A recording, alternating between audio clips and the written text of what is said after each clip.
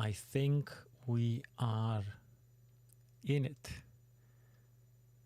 Are we in it to win it? Absolutely not. This game is not that it's not winnable, but we're not going for winning on this stream. That's why I said we're here to learn how combat works, not to actually win. Those are two very different things. However, in order to get the most decent sort of experience, we were gonna run it on medium because, you know, we should. Now, you have a bunch of heroes, as it were, to choose from. This is the Knight Marshal Kalis, and he's kind of your general. He's kind of your general, let's say, very human sort of centric. And it's a good idea. The suggestions start with him for a very good reason. He is the default position. Now, this is Mordra. She has beasts. These are beasts, and also humans and mortals, they're called. But she also has spells. The other guy doesn't have spells. And then there's Archmage Krell, who has a bunch of magic stuff and magic creatures, as well as some mortal creatures. And we also have Lord Marcus, who is I actually don't know, to be honest. What I think he's I think he doesn't have infantry, because you see, so he has a bit more melee. It's so melee, armor, movement, surgery. It's 12, 15, 3, 2, 11, 13, 5, 3. Yeah, so a bit of a different a bit of a different flavor of melee. Now, the manual. We will be actually reading the manual, or at least parts of the manual, because, and this is why, well, not this, but part of why I always talk about the importance of reading the manual as the start of the gameplay experience. As you'll see, or as you can already see, I have placed the manual up there. So the thing you see there, that's the manual. See? Hey, it moves. And the thing is, there is a lot of, I would argue, crucial to the understanding of the game information in the manual, which is not offered inside the game.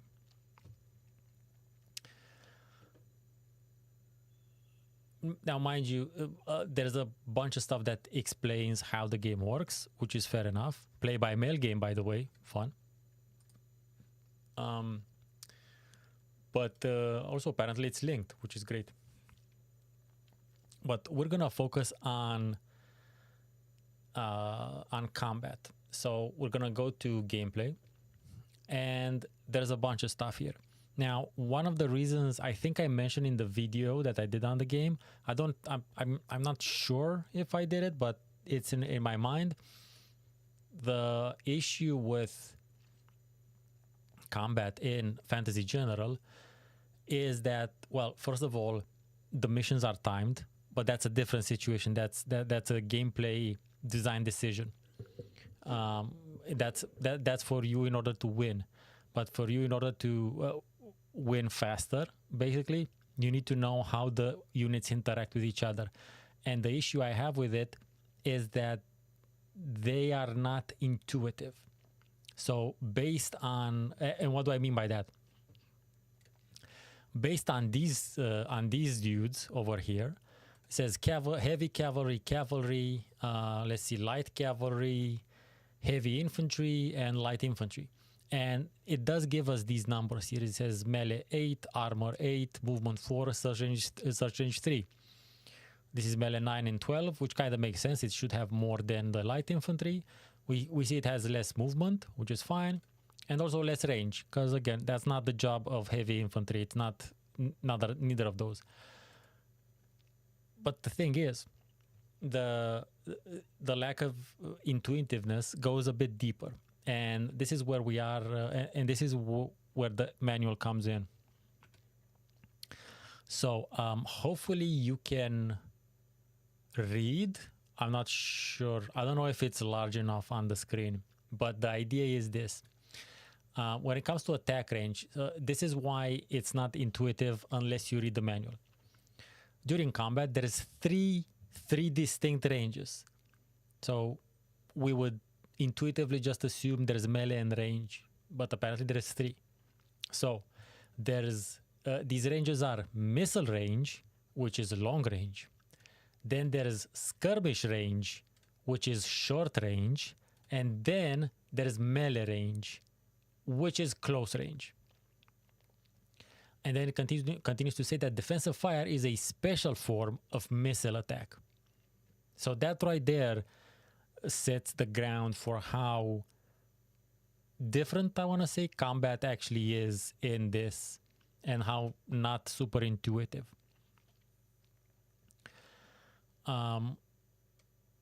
If an engaging unit has an attack with a greater range than the defender, then the defender will be unable to respond. Makes sense. In this situation, the projected loss panels reads out of range for the defending unit. If both units have the same range, then both units will make attacks against each other. Attacks occur in the following order. Missile attacks. Unit with missile attack, with missile rating attacks, if both units have them, they both attack. If not, the one with missile attacks first, I guess. Then there's defensive. Archers supporting a defending unit launch a missile attack.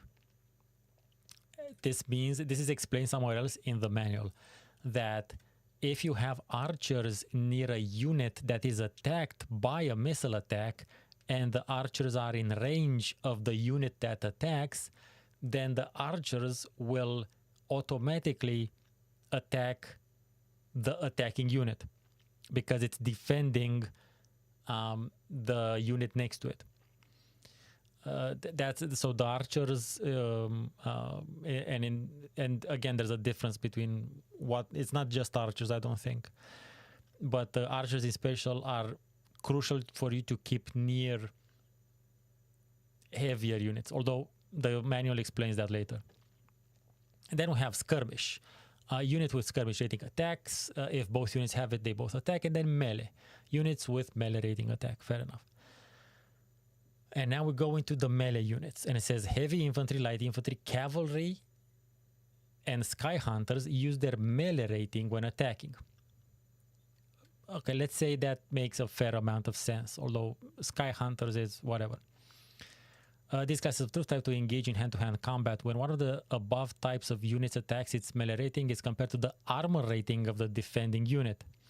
The attacker and defender will cause damage to each other when engaging in hand-to-hand combat. The computer will create a chance to hit for each unit attack for both the attacker and defender. Melee example.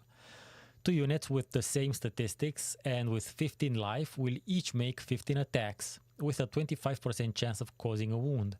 If one attack scores below 6%, a kill is caused instead of a wound. Fucking A. Hi, Cesar. Thanks for stopping by to this. This is school. We are doing actual, we're studying the books, we're studying the manual, and then we'll try to apply what we learn. I was not joking, Coolio. Skirmish units. Now again, these are the types of things you need to learn as you go in the game. So for instance, melee units are heavy infantry, light infantry, cavalry, and sky hunters. Skirmish units are the skirmisher, which is an actual type of unit, light cavalry, not to be confused with simple cavalry, and spellcaster units use their skirmish rating when attacking. These types of troops try to move close to a unit and throw short-ranged weapons without engaging the defending unit. These units avoid hand-to-hand combat with units having a high melee rating since they have a very low melee rating and a high skirmish rating. Their melee rating is only used when they are attacked and thus forced to engage in hand-to-hand combat. When two of the same types of units meet, then they will both move to skirmish range and attack, damaging each other. And now it gives us an example here. Moving on to missile units. So see the archers and bombardiers. So an archer is a missile unit and a bombardier is a flying unit. These units stand at long range and fire bows, rifles, or in the case of bombardiers, drop rocks or burning oil. Yeah, there's also guns a bit later. Like skirmishers, light cavalry, and spellcasters, these units avoid hand-to-hand combat. We covered that earlier. Their melee and missile attack ratings are reflective of this. When an archer or bombardier unit attacks, it can only be attacked in return if the defending unit has a missile rating.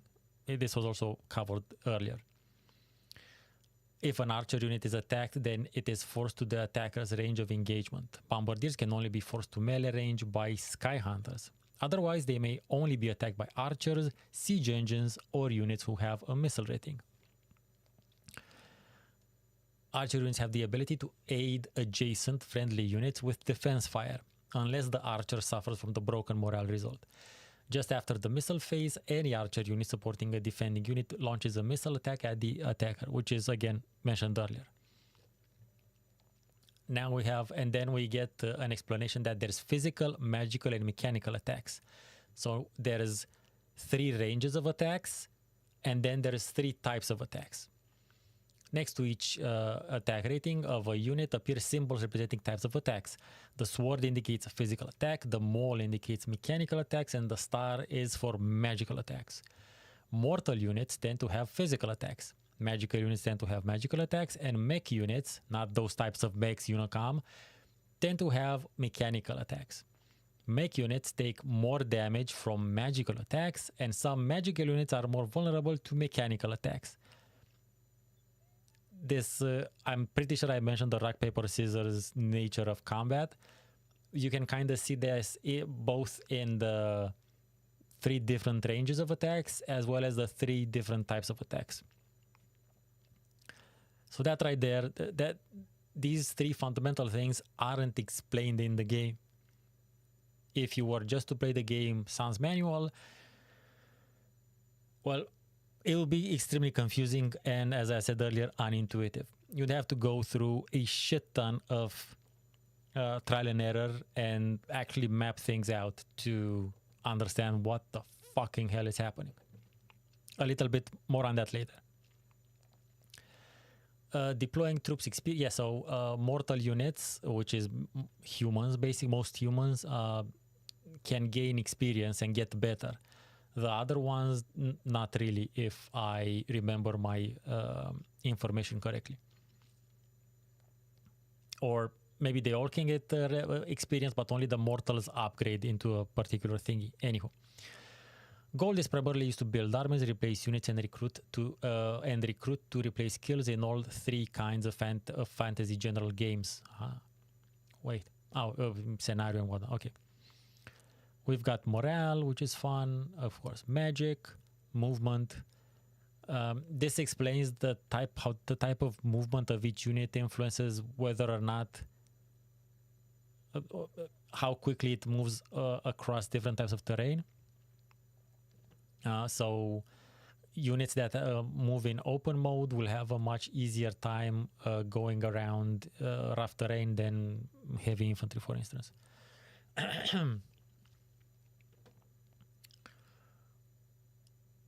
And then we have like special rules: mountain and volcano hexes, and movement for all units except flyers, lava pools and swamp hexes, and movement for all units except flyers and open mode troops, river hexes and moves for all units except flyers, light cavalry, and heavy cavalry. Again, these are important tactical things that it's a good idea for you to be aware of before starting a game. Woods and rough, woof. Slow all closed formation units. Jungle slows all units except flyers because jungle is massive mon. And roads increase the movement of all units except flyers, which is all. These kind of make sense, but it's also important.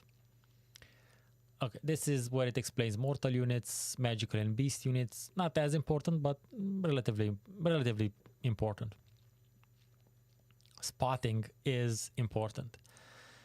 Not necessarily a spot hidden units and hide units. I mean, this is relevant. But the search range or spotting range is important because that kind of comes into play into how the game is played also. So if the spot hidden units, hide units option is set to keep units hidden, all units not within spotting range become hidden at the beginning of a new turn. Once a hex is spotted during a player's game, it remains visible for the entire turn. All hexes within spotting range are, yeah, fair enough. Winning and losing, yeah, turn limit, surrender, zone of control talks about the 6 hexes around a unit. We have a very nice breakdown of the thingies. So we can see heavy infantry look like this. Well, they could have looked a bit better, but whatever. Light infantry, it tends to look like this, and you get cool information on it. Light infantry do well in bad terrain such as rough, mountain, volcano, swamp, woods, jungle, river, gaining +3 to their melee attacks in these hexes. Again, good to know, right? Then we got skirmishers, archer. Some of these guys have, like I said, they're gonna get like, muskets and stuff. Cavalry. It explains the units and whatnot, which is all cool. These are some hero units, which is kind of cool. And now we get to the important part, the strategy notes, which is general notes. And now it gives you just a bunch of really useful tips, which we will more or less ignore, but not necessarily ignore because they're bad, ignore because we also need to learn some stuff while it's doing. But it is important to go through. It says that experienced troops are generally always better than new ones. So fewer experienced troops are better than more fresh ones.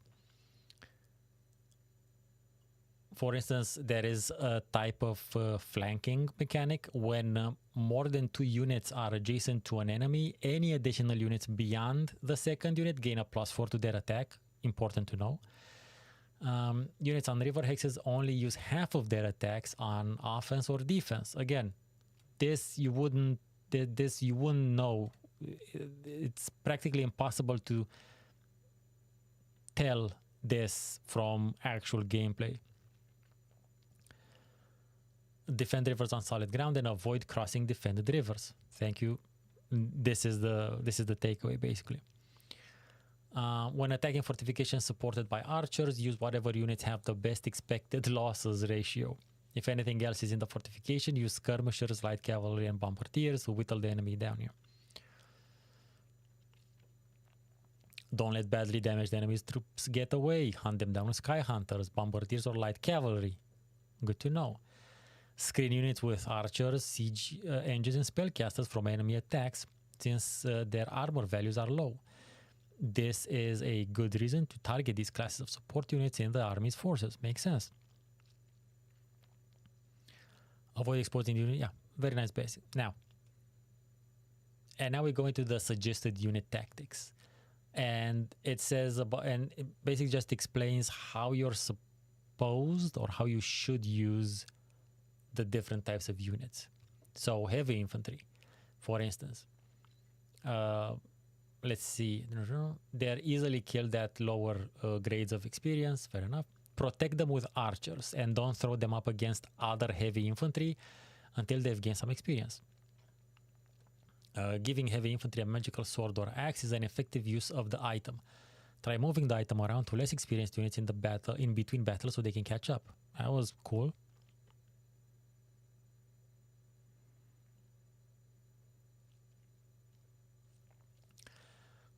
Magical beasts and infantry units can't upgrade.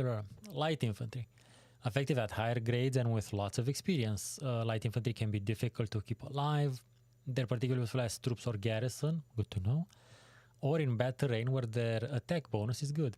Use them to finish off weak enemy units. Okay? Or to pursue units to prevent their resting. Avoid running them out beyond support unless necessary to protect a more expensive unit. Skirmishers. They're great even at the start. Good to know. Keep them out of the way of cavalry and they will live longer. So this also tells us that cavalry is good to be used against skirmishers. If they're at full or nearly full health, don't worry about attacking almost any infantry unit. If they get attacked, they usually don't take much damage. Don't use skirmishers if the unit they're attacking gets to counterattack. For instance, other skirmishers or archers. They are best used against staff-heavy infantry, since they can whittle them down. So, again, maybe this would be intuitive to some, but it wasn't necessarily intuitive to me to use skirmishers against heavy infantry. Using archers would have made more sense, but not within this game's rule set. Because again, in this case, archers are much better used sort of defensively, and especially later on against air targets, against air, sky hunters, I guess. Cavalry, good all-around units, but they have serious weaknesses. Any attack by a heavy infantry or another cavalry unit is likely to... So this is why, again, I went through... I'm not going to read the entire thing because it's an entire manual. We're not reading the actual entirety of the manual. But this just goes to show how important having the manual is or was, and important both to the gameplay experience, but also for you to actually understand why things happen like they happen. Because it's one thing to understand things, to observe things, that's fine.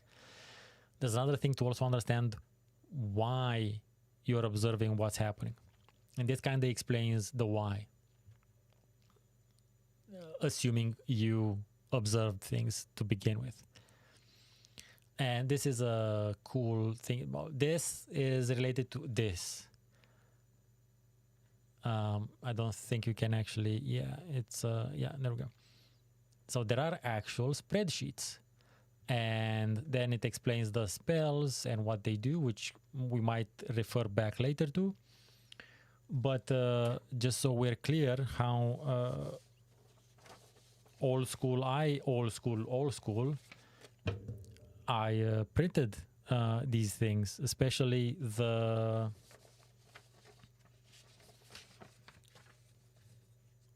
spreadsheets, so that when we engage in combat, I can actually look at, skirmishers, they cost, so I can quickly see their stats. You can see their stats in the game, but you have to right click on them, and it's a bit annoying. So I will be referring to these throughout us playing.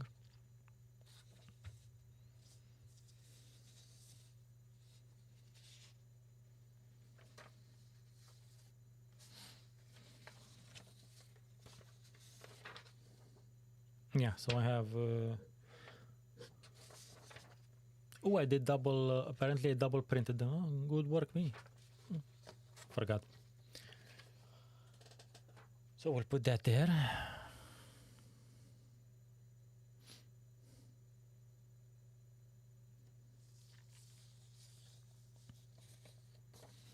Okay, let's actually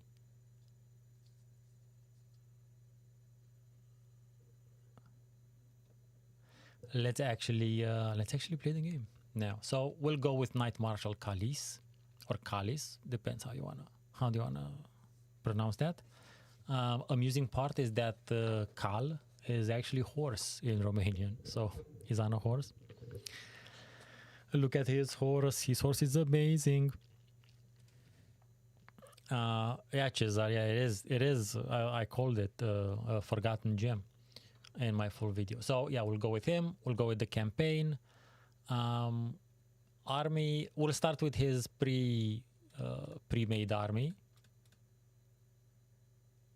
because the first mission is kind of easy if I remember correctly, and we can use a combination of the manual, what we just learned, and the things I have printed to see if we can get sort of a informational pipeline down.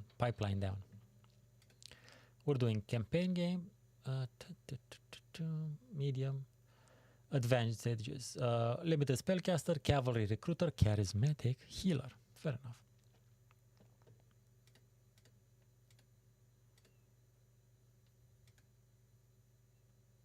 Do I want to change name? No, I do not. Do I need to click on that? No, I do not.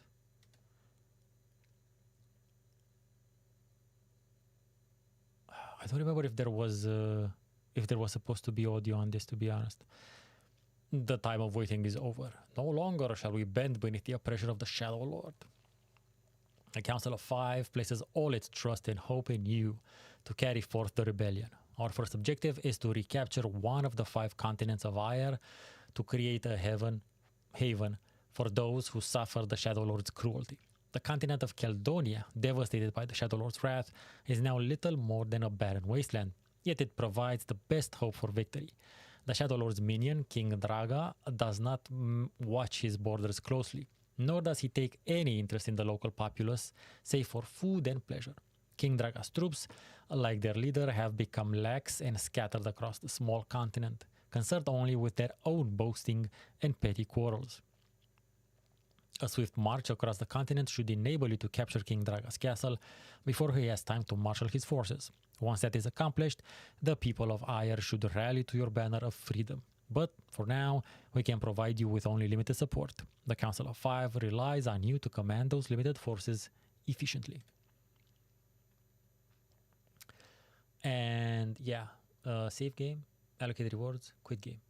Press this button to buy or upgrade units and to distribute items. Press this button to allocate how gold rewards will be distributed. Yeah, we can do that.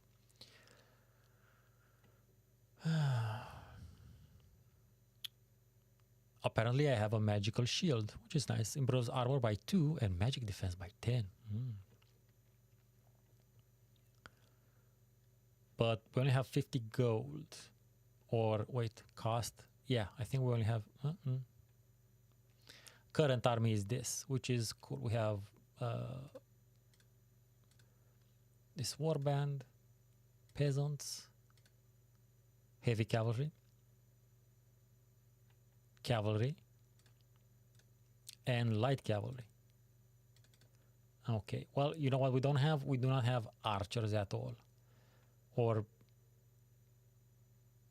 well, actually, yeah, because they're different. Skirmisher is this guy, who's our skirmisher is slingers.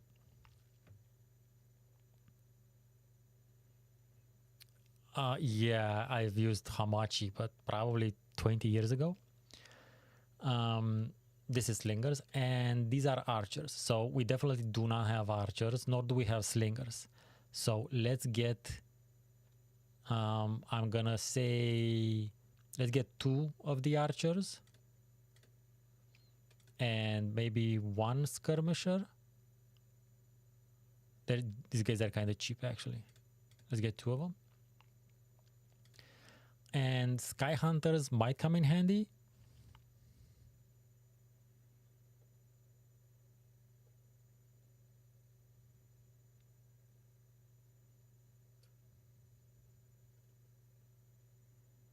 It's fine. It's fine, Cesar. Not don't fret.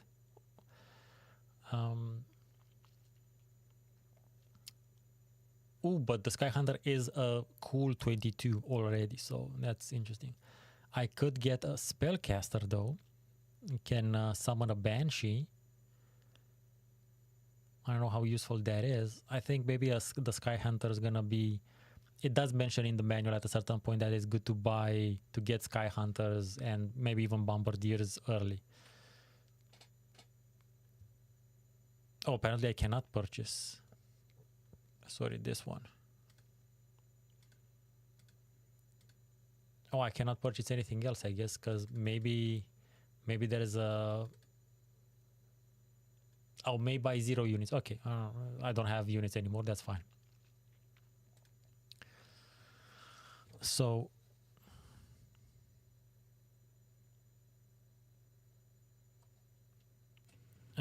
Cesar, about that, it's not about not having time.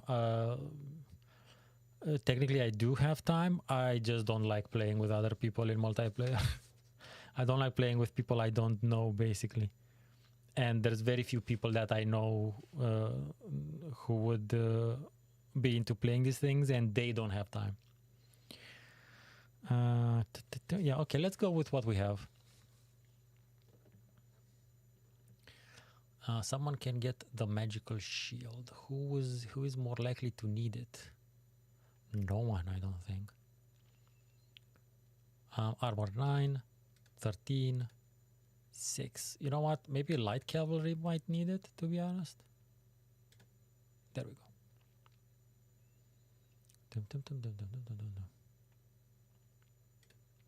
Good. And this is a separate thing. This is basically you're investing now in research. So the money you get, percentage to spend, 30% of what you get will go into you researching the next unit, the next type of unit within this level. And I don't really know. It kind of depends where you want to go with it, I imagine. But I think the manual told us that cavalry is the all-around sort of good unit.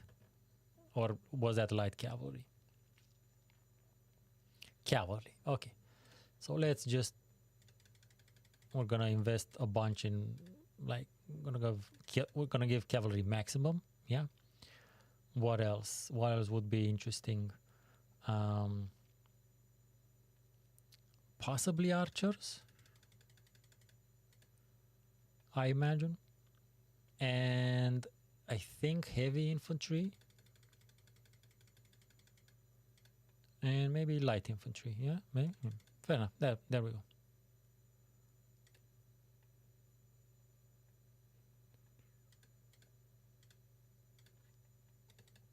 Okay. I'm still not, yeah. So attack the enemy here, attack the enemy here. Attack Far Reach Valley or the Scarlet Plain. We're gonna go with this one.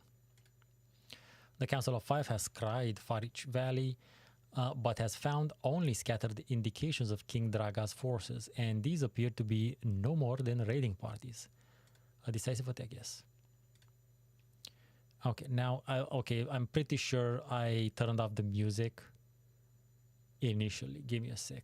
Because I need to go to unit, turn view, show terrain, hide, strategic flying. That's cute. Wounds. Okay, we need to place our army then. The heavy infantry can go here. Light infantry.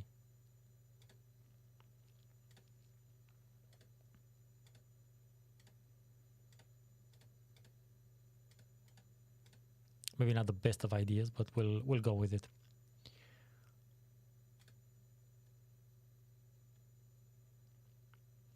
So technically we have to do it in 10 turns.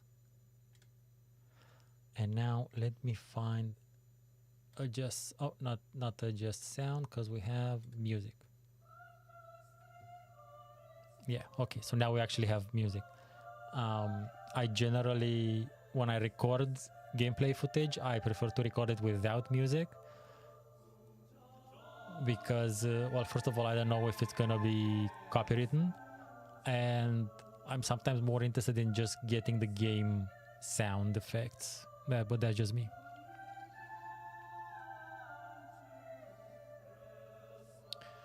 So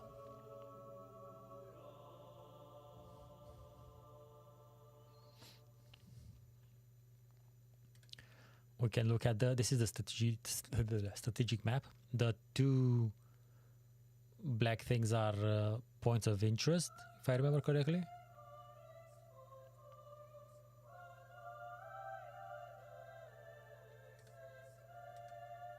Apparently it shows us the hidden units if we want to.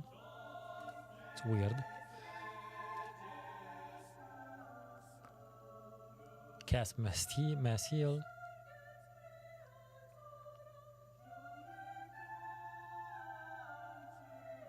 Quit game.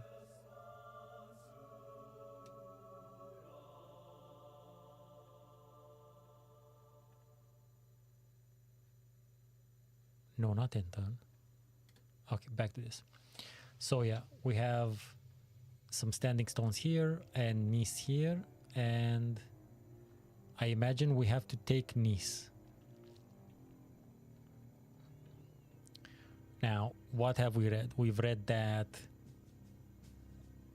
the archers have to stay close to the cavalry, these guys, which we can do. And light infantry is good for scouting and whatnot, but we need to move the light cavalry around. And you can see they have quite the range. Oh yeah, if we... Ooh, enemy. And if we click on it, we get to see their melee, and they have a skirmish of 8. So if they meet a skirmisher, they'll attack with skirmish first. Now we know what the fuck that means. Life 15 attacks. Okay.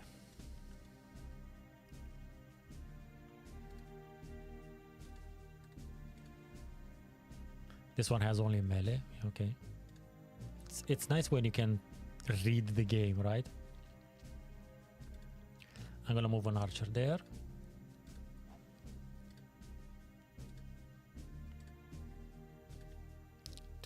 For backup, basically.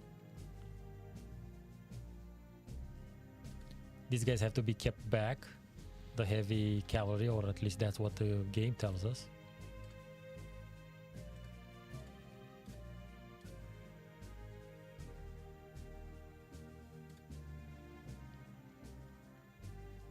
What are these? They are goblins, and they are only melee. So the skirmishers should do good against them, because from what we read, the skirmish range is close, is short range, and melee is close range. Enter.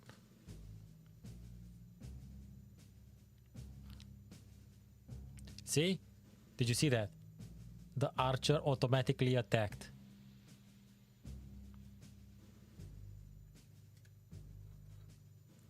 Because the goblin attacked my peasants, and then the archer automatically attacked the goblin. But I think, did I deactivate the animations? No, okay. I might have been remembering things wrong. Okay, so these guys are melee, we know that. These guys are also melee, we know that. These guys are skirmish. So we can now look in the lower left sort of window. We have an estimate of the damage. So it says 4th light cavalry, no return fire, because they're gonna attack in skirmish. So since the goblins only have melee, they can't do shit, and the goblins will likely lose 1 unit and get 2 wounds. And it kind of functioned. It functioned as it should have. So that right there explains already a lot about. It gives us a lot of information about the. This was our test of what we read in the manual.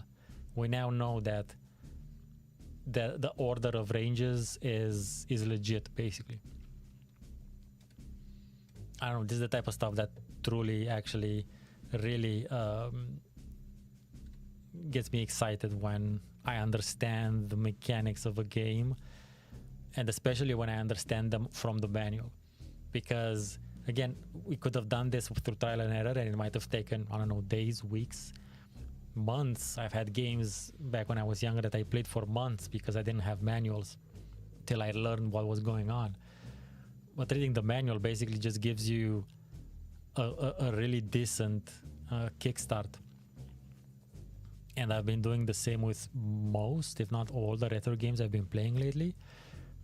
Not to mention the immense help that the Wizardry 8 manual was, just to get me to a place where I can approach the game and not be fucking scared of the complexity of the systems.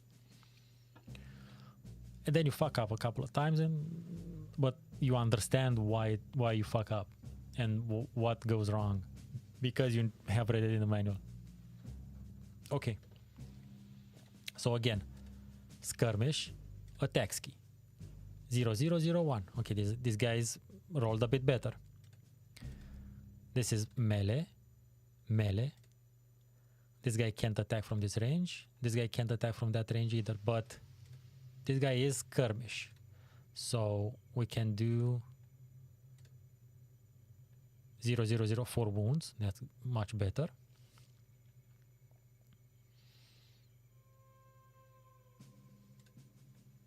I don't understand exactly if melee attacks work from a range of 2 hexes, or it's still in they still have to be in the same hex. But this is a good place to actually test that. Yes, so apparently on the map, the illustration, the units still have to be near each other, but the distance at which they fight is abstracted. So that's why the bowman didn't get any damage and the goblins got absolutely slaughtered. Apparently my peasants got broken just by fighting those goblins, so they're gonna need to chillax for a bit.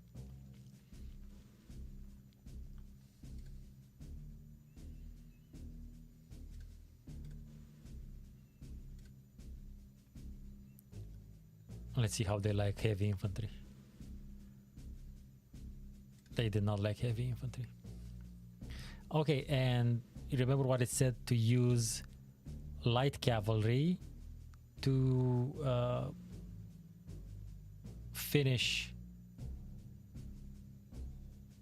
retreating units. I've already used my light cavalry, so it is what it is. But you know, not an issue.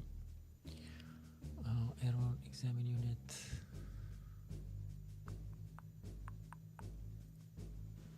Did I have a next unit? Oh yeah, and you can also see this, which is cool. Did I move everyone? No, these guys are still blipping. So if the unit is blipping, they are still movable. Wow, the squire's got a wound. Okay. Let's move these guys here to be in to protect. Move those guys there. Cavalry. What do these guys know? Orcs. They're melee. Okay.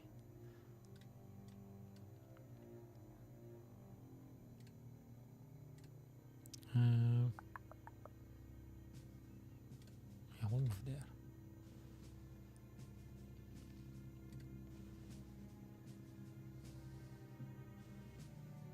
See, again, they attacked.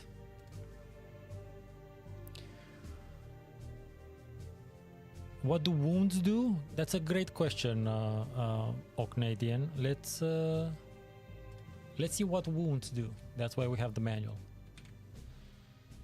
Can I search in it? Yes, I can.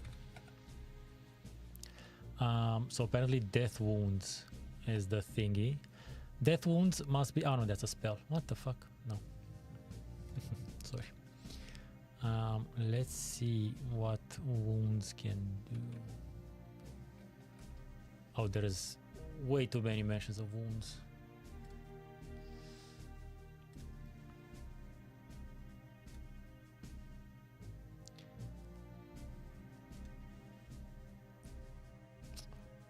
Skirmish attack rate.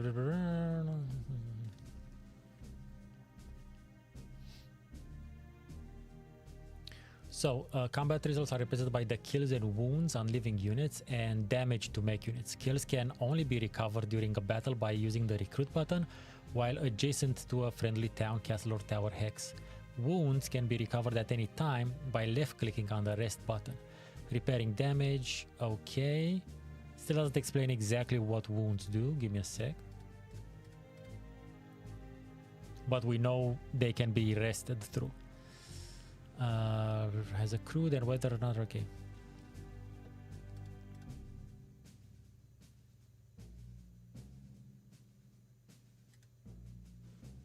Show health, show wounds.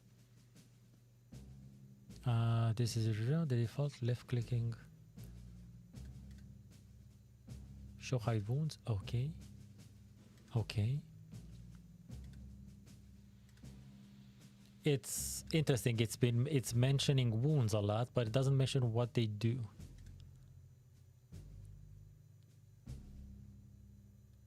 It says if a unit has taken wounds, it needs to recover, which is okay. Fair enough. I imagine it has to do with their efficiency, but yeah, it should be mentioned somewhere, right?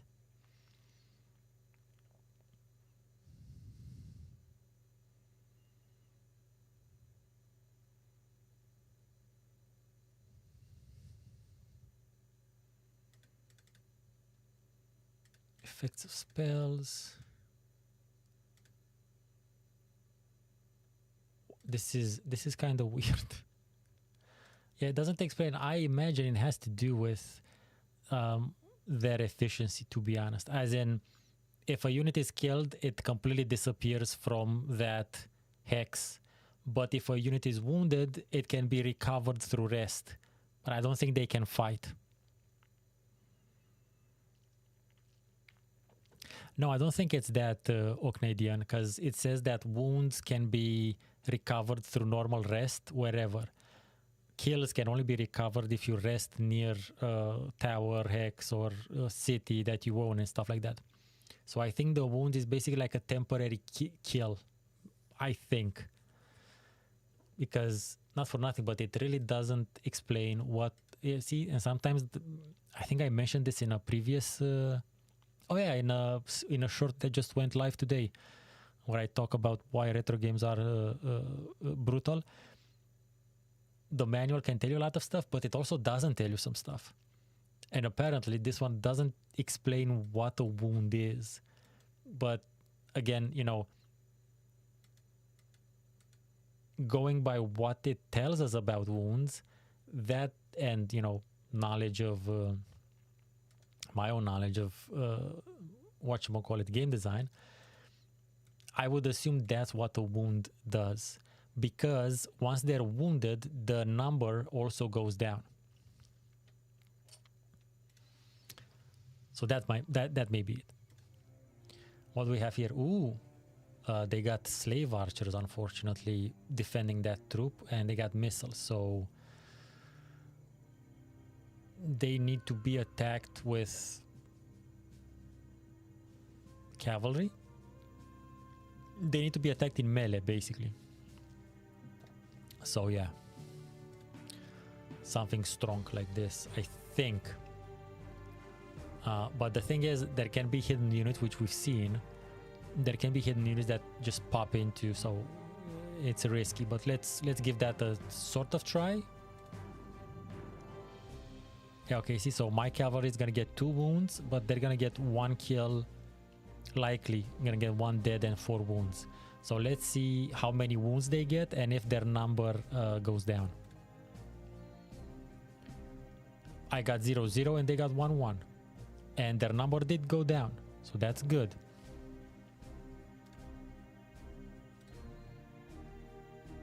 Okay, I think we took that. But see here, this is a bad, this would be a bad attack. If you look at the estimate, I would get 1 dead and 2 wounds, and they would get 1 dead and 5 wounds, and that's not a good combo, because I got melee 8 and they have melee 1, but they have more missiles, so it's weird. Yeah.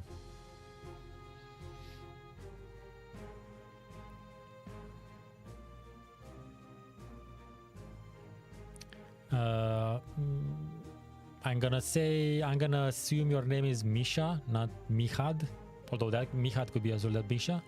Panzer Corps 1, yeah, I think I vaguely remember that, but I prefer these much older ones, including Panzer General, the way in which I like to pronounce it.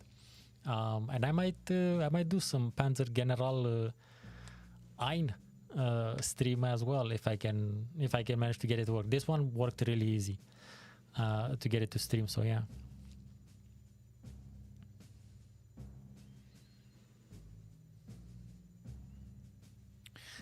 Cesar says that the wound is reduced unit strength. Yeah, assumed as much. Permanent until healed. I also assumed as much from that. It can affect effectiveness, obviously. Like I said all of those three things without needing chat GPT Cesar, but I appreciate it. I think ChatGPT just read the transcript of this stream, and that's why it knew to say to tell you that. Missile. Okay, let's skirmish. That's not gonna be enough. Okay, let's deal with these idiots. So these guys need to rest because they're broken. They're not broken anymore. I'm gonna move. Yeah, I'm gonna do this.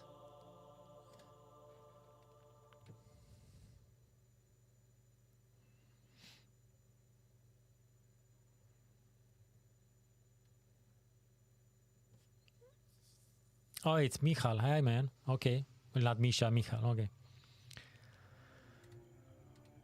Welcome, welcome. Let's see what else we do.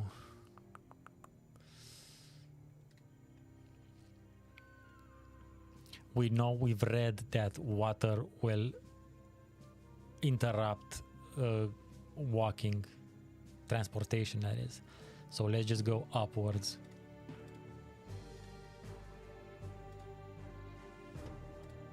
They're resting. No. Shit, can I undo? I think I can undo. Yes, abort move. That was just me being an idiot. Because I wanted to do this. Yeah, skirmish. They're disordered. Again. Oh yeah, also, if you double click on them or some shit, you get these cool ass illustrations of them, which look really good.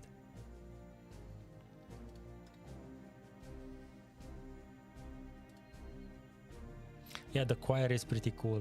Has that weird, ominous, angelic type of vibe to it. It sounds like the classic, and I cannot do it because of my voice. The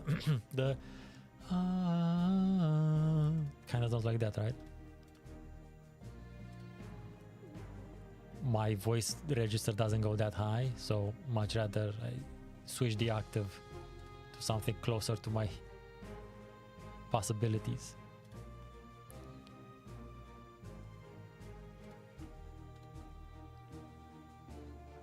This guy can move. Oh, this guy can attack.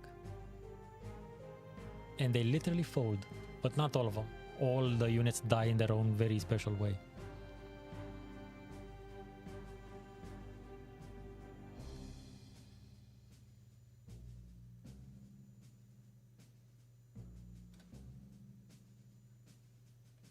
Okay.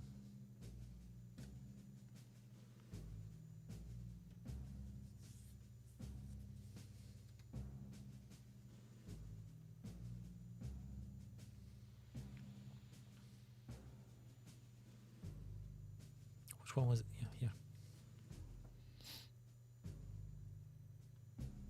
Okay, we took one wound. Not that bad.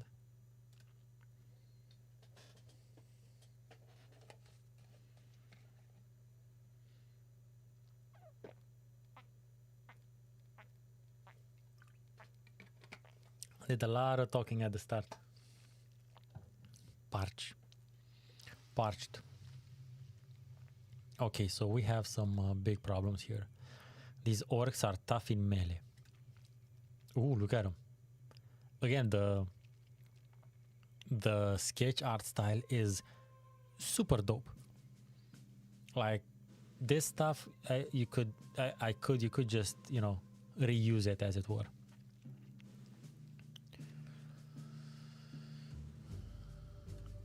These guys are skirmish, right? Yeah, they should do pretty well, right? Yep.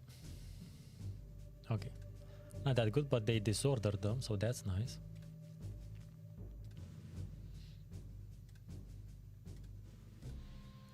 They're not doing great against the orcs. Orcs are tough. That might not have been the best of my ideas.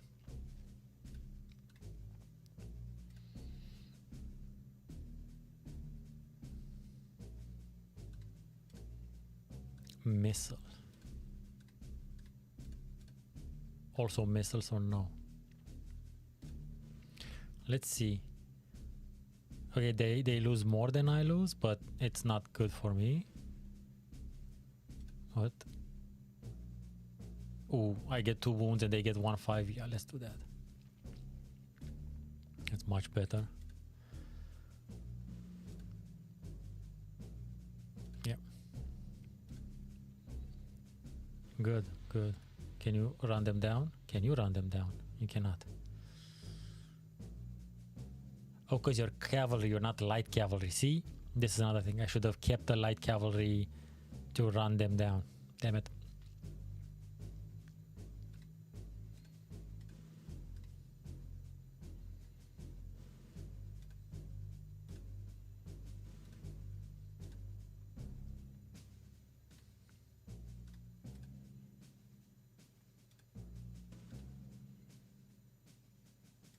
Thing is, this has a melee 9 and 14 attacks, and I have a melee 8 and 14 attacks. So if I were to move these guys here, they would not do good. But we've learned that if there's more than 2 things surrounding an enemy, they should get +4 to their attack. So see, that's much better. It's 0-2 to 1-5. That's much better than I would have thought otherwise. 0-1 to 3-3, arguably better. So again, I only knew I only knew that would work because I read the manual.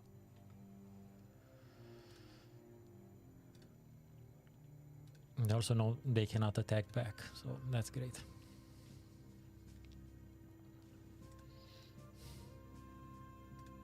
Same with these guys.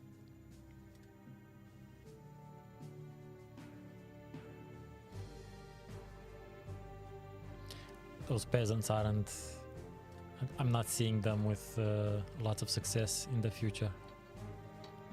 But... okay, we're getting somewhere.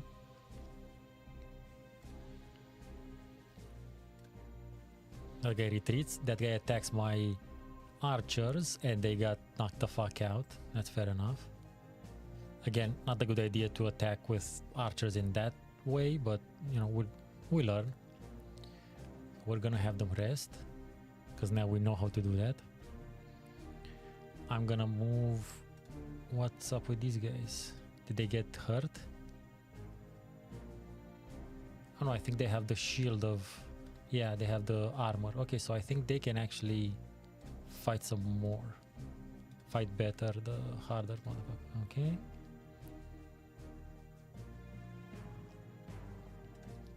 Yeah, let's do as let's soften them up with the missile attackers and then have this guy not that softened up, but fair enough. Ooh, did you see it got torn up? That was nice. Okay, now I can advance up to here. See, this guy is rested. That's not good. Melee 8. Melee 8. Yeah, let's see if that works. Yeah, I'm fine with those numbers. Oh, we both got disordered. Okay. Let's see. This guy 9-11. Not that one. And they got 9-12. Dead 1, wounded 1. You know what I can do? I can move the peasants here. Click, click. And then bring in the heavy infantry and they should get +4, right? Yeah, it's not... my peasants lose here, but that's not that's not the purpose. Their purpose is to be basically, yeah, to help with flank. Oh, I still got knocked the fuck. I got knocked the fuck out there. Woof. Okay.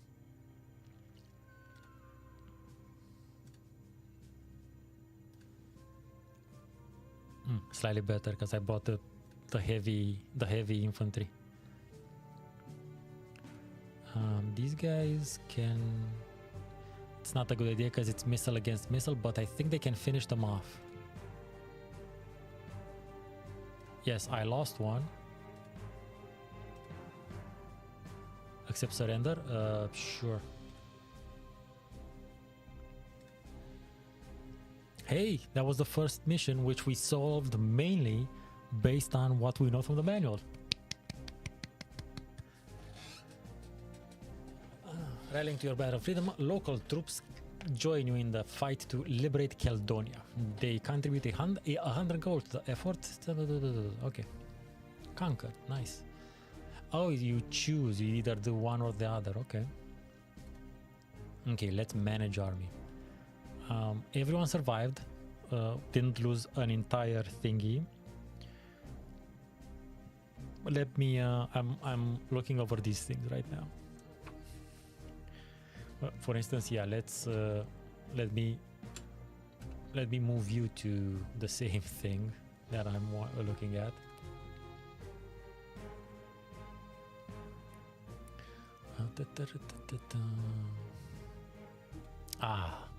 Spreadsheet goodness. So I'm actually looking at the skirmishers and archers. I'm curious about all of these things. There's cost, the race, how much life, arm.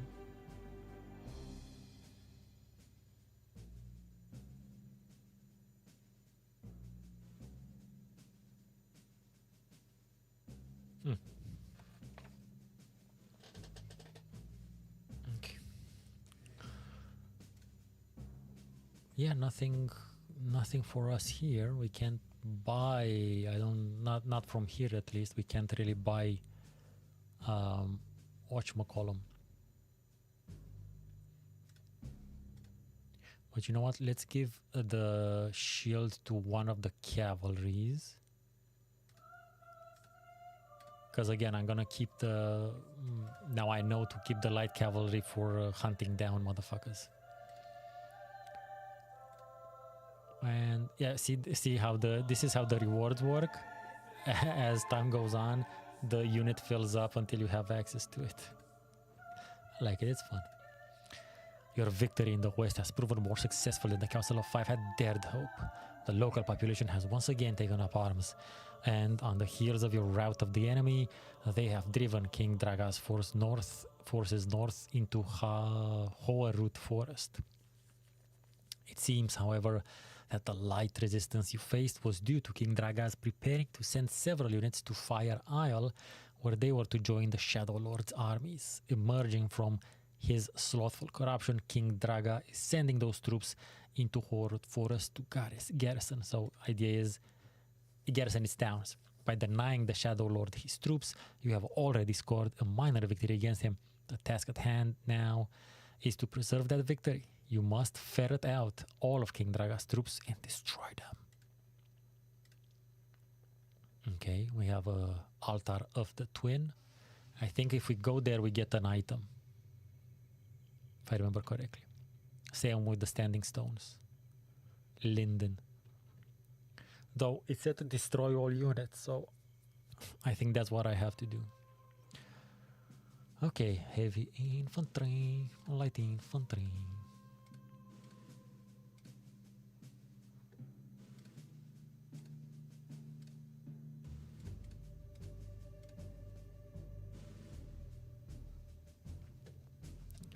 So how you guys who've never played Fantasy General like it? Ooh, only 15 turns. Oof. I think this is gonna be one we have to repeat a couple of times. Let's fast save, I guess. Okay, so these guys are melee mofos. We're not gonna hit them with the super melee yet. I think we can hit them with skirmish, and then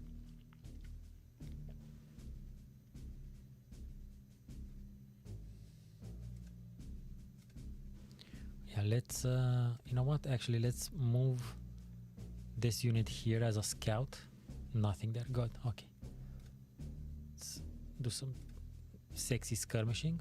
Ooh, oh damn it, see, I did not know those were there. I got knocked out by the defensive fire.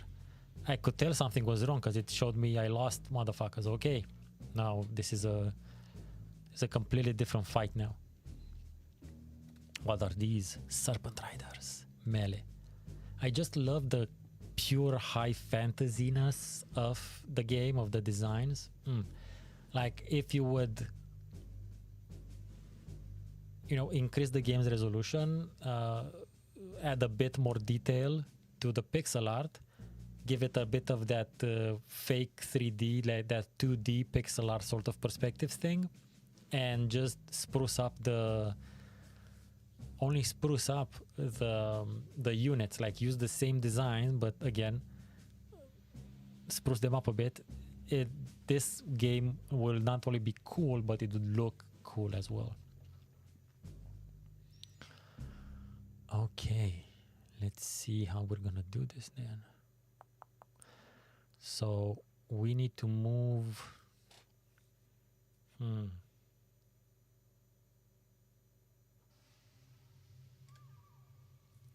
See, this is the problem, because if I attack this guy, the archer is gonna attack me again, and if I attack this guy again, the archer is gonna attack me again. So I need to go around, well, this way basically, and push the archers away. But I don't have anything that moves that much, unfortunately.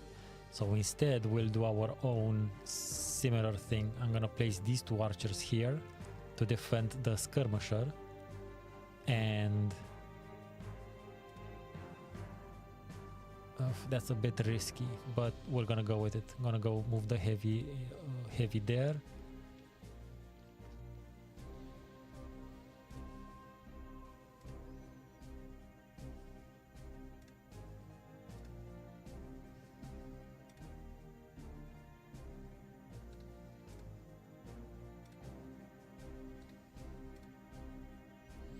Oh, here we go. We have some cavalry. Good. Okay, this is gonna be slightly better. Yeah, I lost 2, but they lost 2 and 7, and now they're away. And now I could technically attack this motherfucker, but I've already moved my people because I am partly idiot.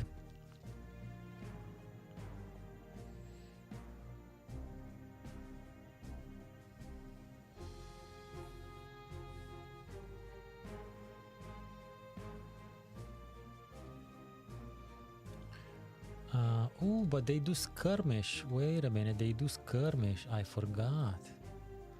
So we can actually do this. Oh, but I forgot they're gonna attack, so that was my bad.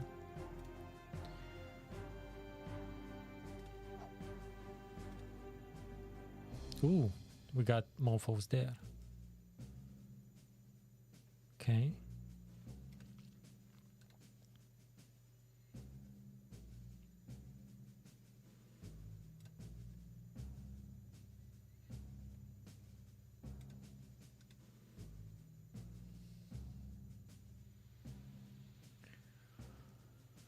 Let's see what we did. Let's see what happens.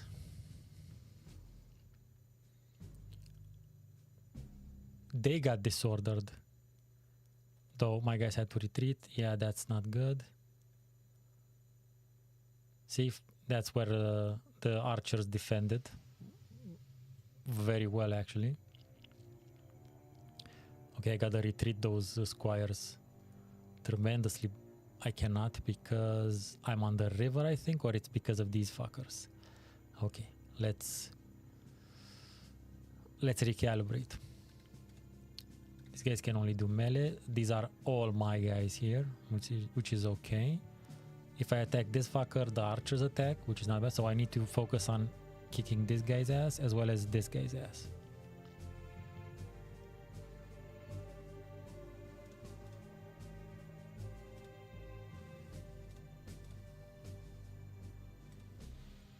Okay, that guy moved.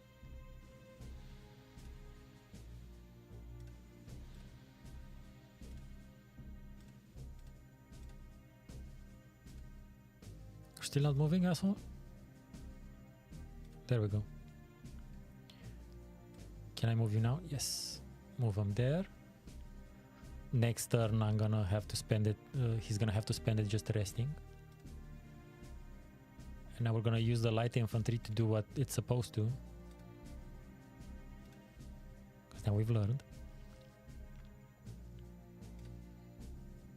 That one's gonna have to rest as well.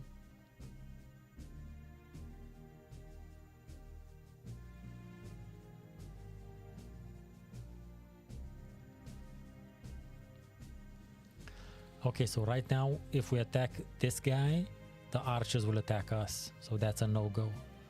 We can attack... I think we can attack this guy, but I'm not sure if the archers have a range of 1 or 2, but I think the range is just 1.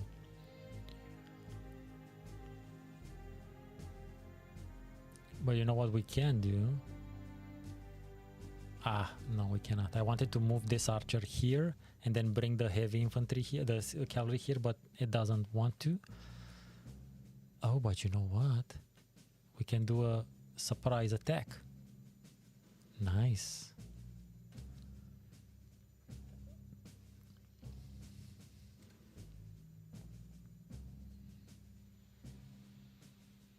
I'm gonna move that guy here in case something...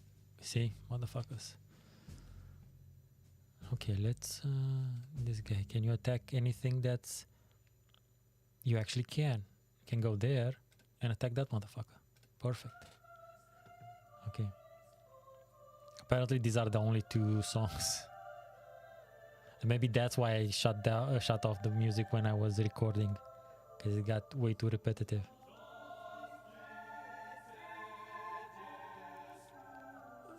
I got more wounds, but it's not that bad actually. Okay, let's see where we're at. I can actually set up my own music. Give me a sec.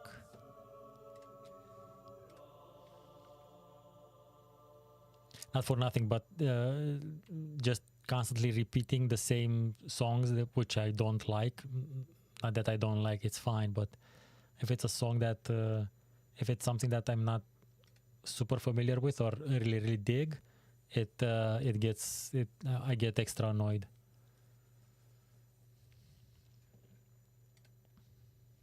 Give me a sec. So we will be turning music off, but yeah, I don't think I have sound effects. Yep, I forgot. Exit menu. Yeah, now we have sound effects at least. Give me a sec.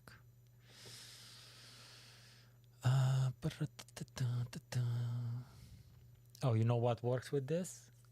I have a special, the Drakensang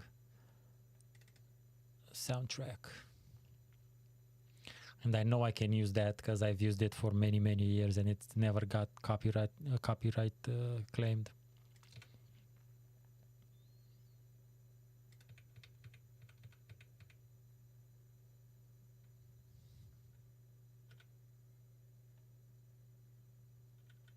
Wait, where was it?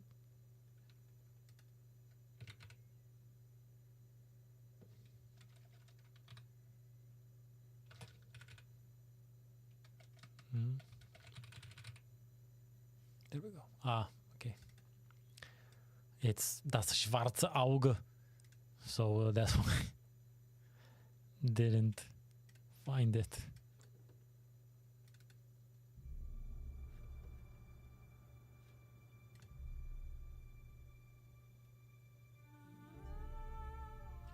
See, this one has a nice, starts with a nice choir as well.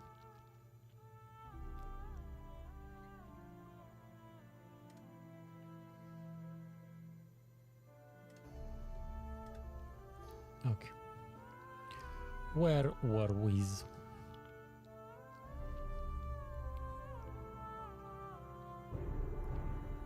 Okay. Oh, we need to rest these guys. Actually, I think they need to recruit.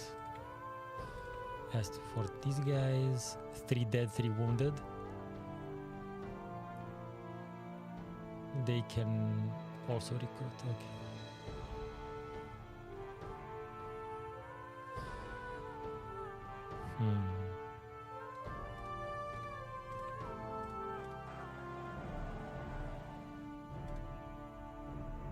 That didn't go that well, but at least they're considerably hit.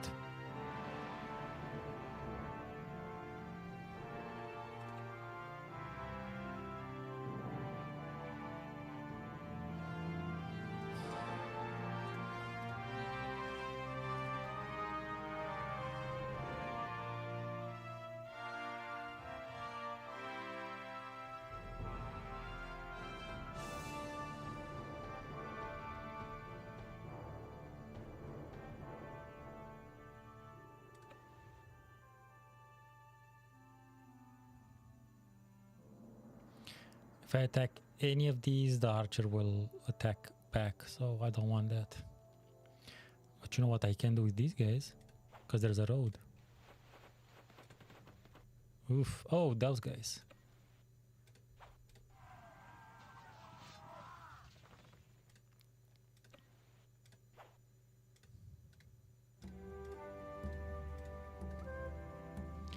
Those guys are resting. This guy.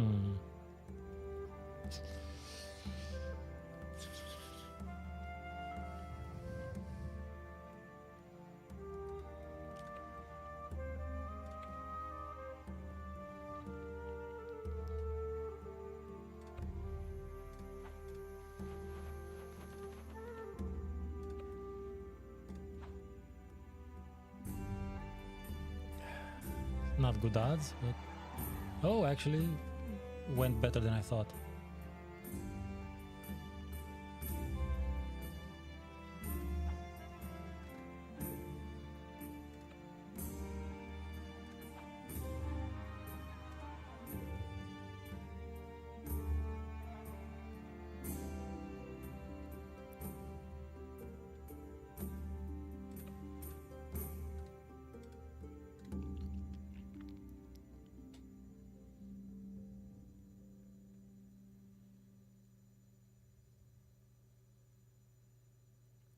This is not great.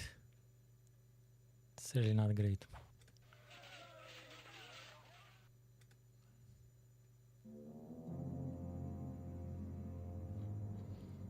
Again, the Drakensang music, it oddly fits quite a bit.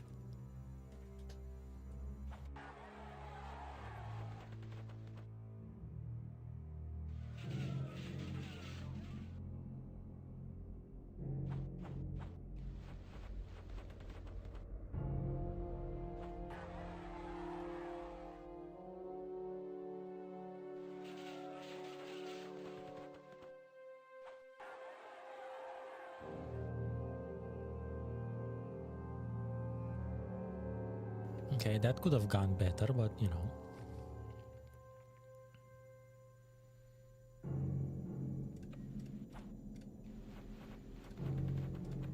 Ooh, they're broken. Don't think that's a good idea. Oh, they got 4 melee and 10. Oh, the skirmish. Yeah, this is a good idea. Oh, wait. I didn't attack in time? Ah, shit.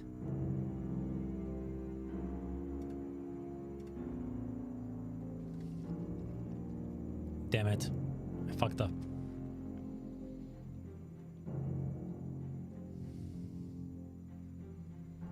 Okay, let's... Oh, I can move these guys now.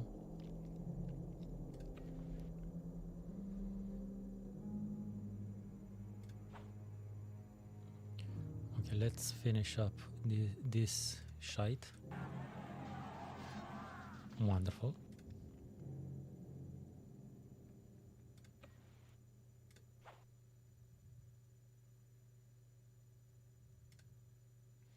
Malric, the Dragon Lord, alights on the stones with a thunderous flap of wings.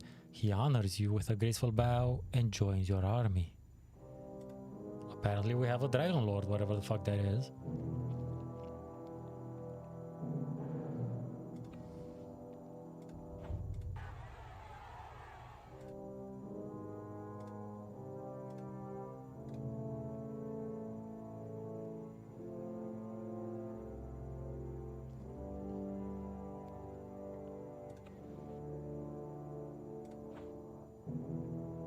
That's good.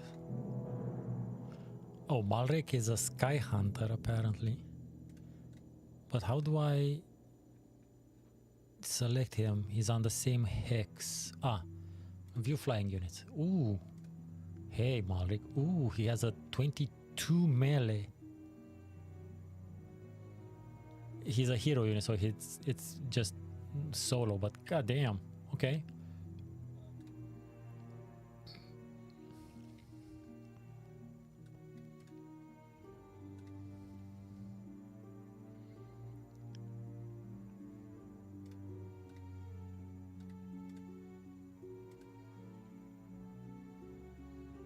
Okay, he can't move because I guess he has summoning sickness or some shit.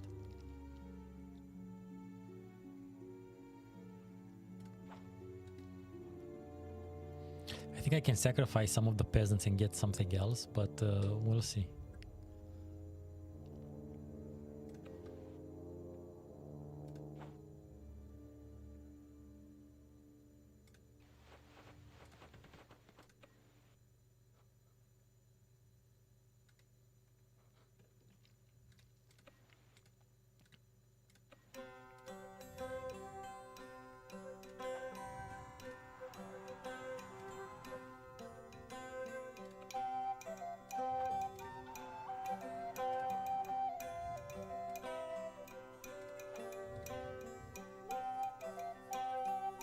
Possibly my favorite song from this soundtrack.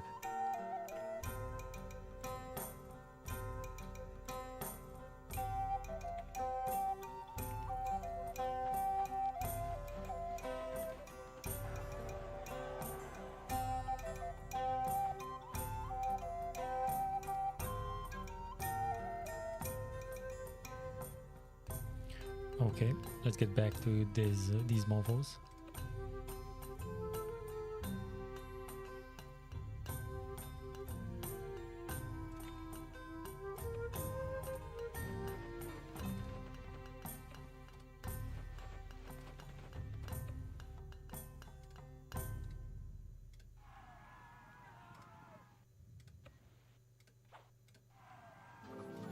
Yes.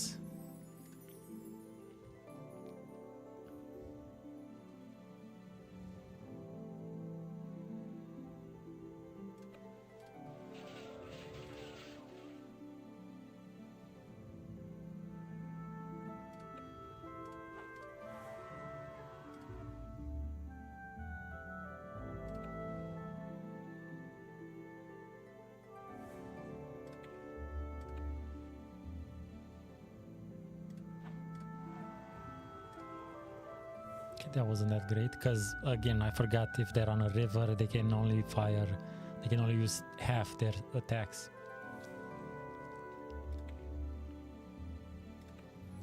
Okay, let's see how he's melee, so it's not to be used against skirmishers, definitely not, or actually no, not to be used against missiles, so that's not good. But yeah, and so I can't attack these guys at all. I can attack that motherfucker.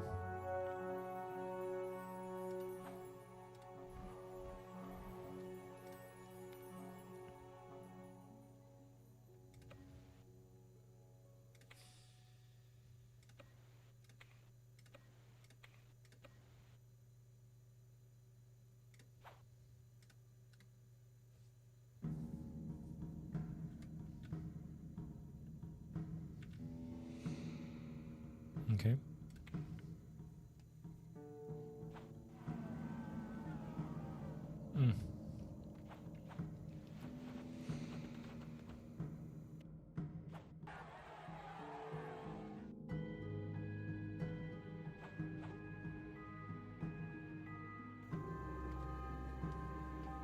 Let's this guy. Your troops have found 50 gold. Some is spent on research. Cool.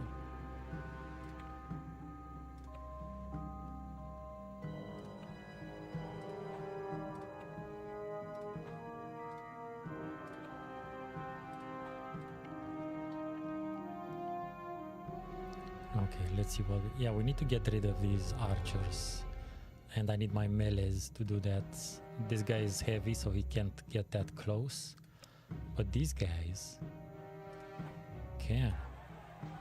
Oh, nice. Stupendous.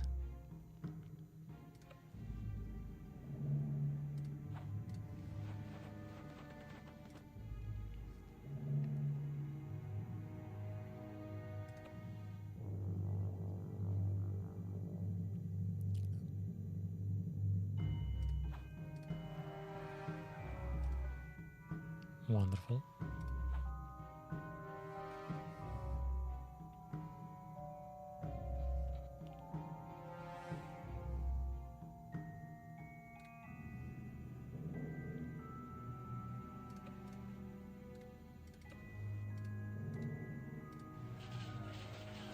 Forgot. Fucking hell. Okay, at least they got broken and no wounds, but that still did good.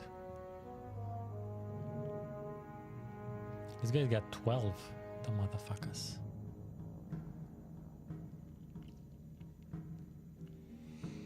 Okay, who else can move? These three. Okay.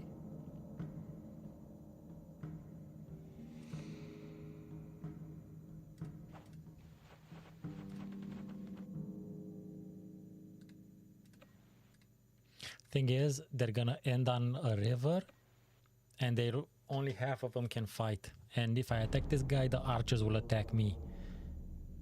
Oh, so why don't I just attack the archers? Yeah. There we go. Oof. They got their asses whooped.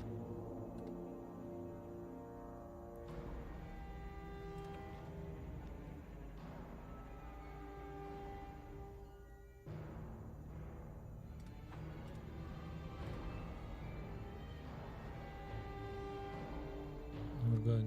Getting somewhere. I hope I don't lose those light infantries there.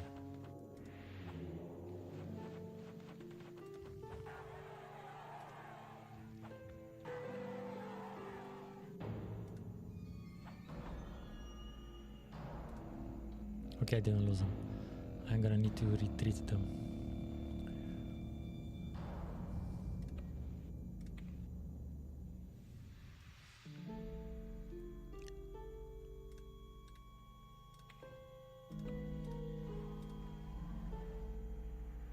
He did well.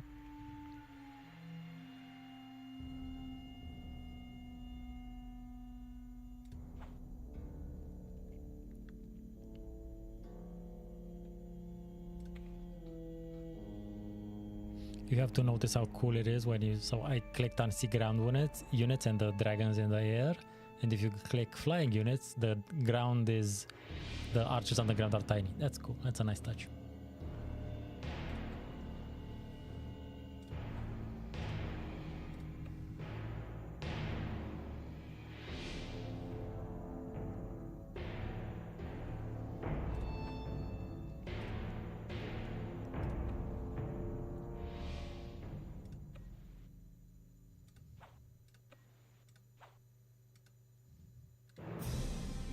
Okay.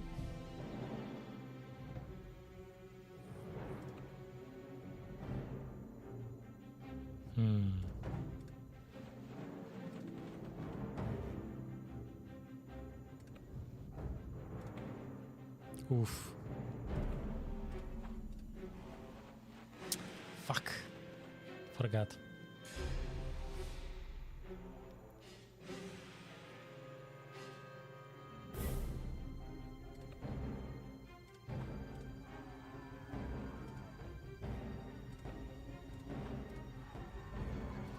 Nice.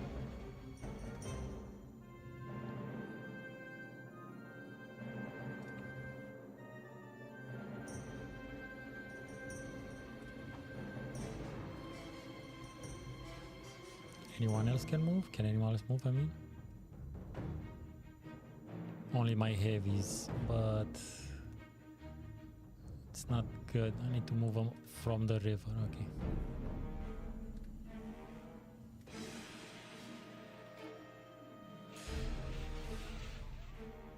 Oh, they lost. That was good.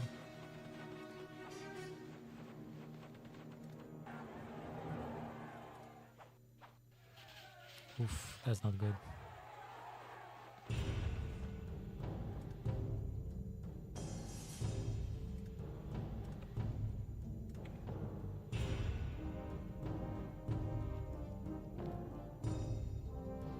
Oh, these archers are fucked.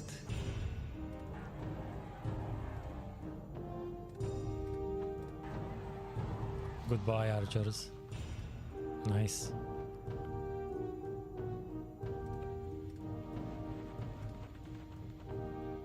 Decent.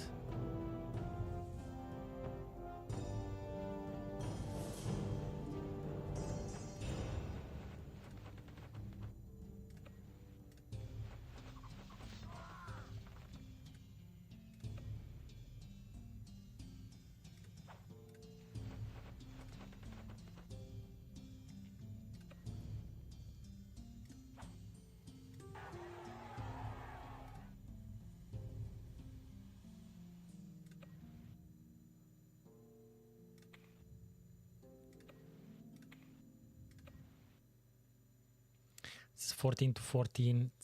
I mean, they do have +4 because they're surrounded, so it might be worth a try. They still lost more, so it's still good.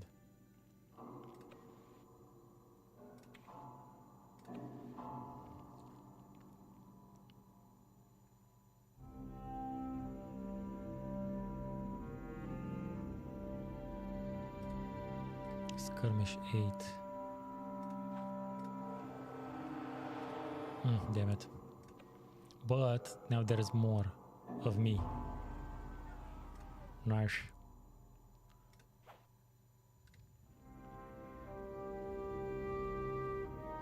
Can anyone else move? Nope. Okay. Wait. Oh, I forgot. I didn't realize I can mass heal. Okay. Because my guy is a healer.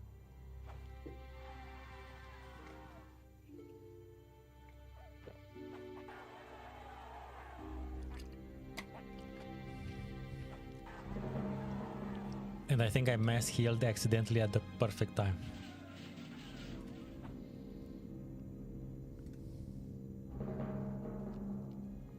Okay. This game is so much cooler when you understand which attacks to watch, to where, to whom. I'm sorry if it's not super duper exciting, but it's a turn-based tactical game. It's a lot of frowning and thinking and that sort of shit. But I think we've developed a decent understanding of how this motherfucker works.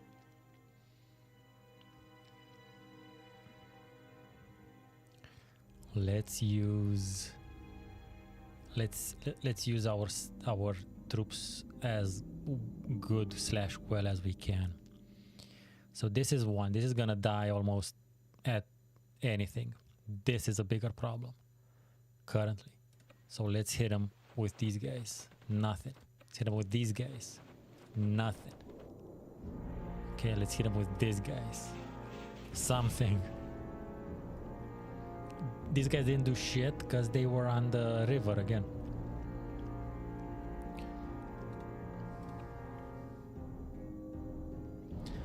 Now I'm gonna move this guy here, melee 10, okay. Or maybe not.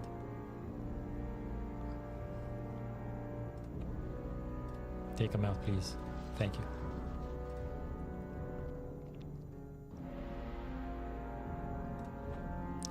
I placed this guy here because if anyone attacks him, then the archers are here to penalize him. That was a tactical move, even if he would have been arguably safer if he didn't move. Okay. Skirmish, yes. Let's get into skirmish. Wonderful.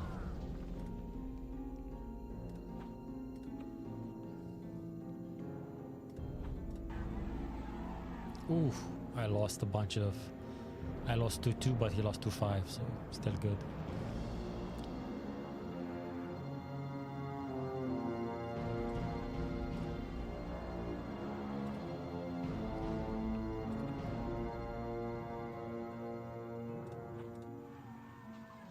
Finally, god damn it, I took out those orcs. Jesus. Those guys have been annoying me for a long time.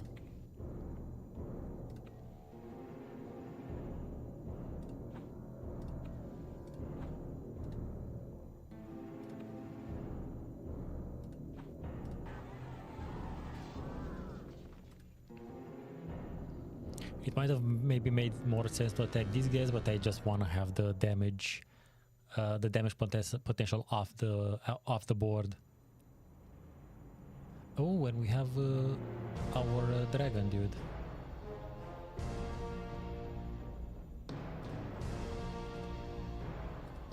Ooh, I mauled the shit out of that fucker.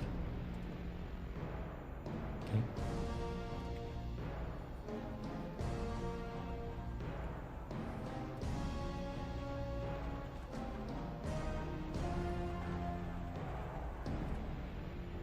I mean, that's okay, but it's pretty light.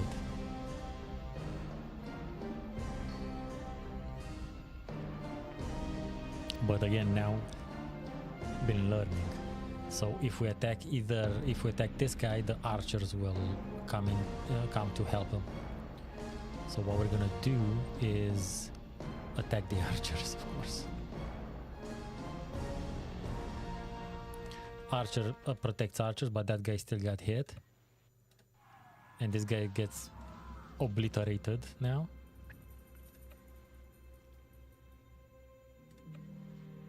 I'm gonna retreat my peasants. If I attack that, yeah, I don't need to. I'm just gonna attack the archers. Ooh, that was quite the smash.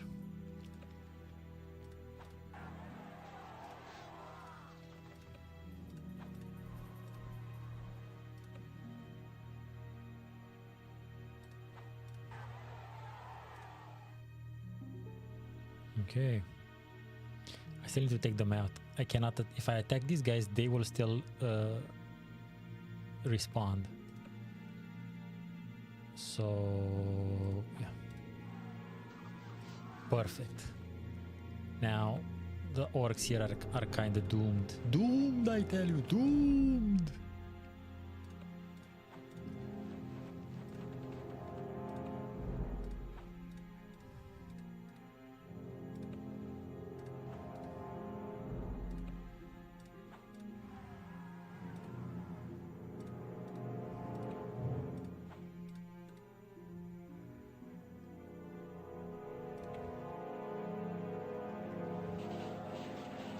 Told you.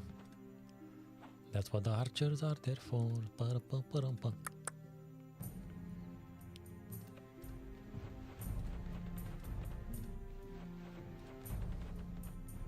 Yeah, but I got more skirmishers, asshat. Oh. I'm gonna dragon those away. The enemy offers to surrender, yeah?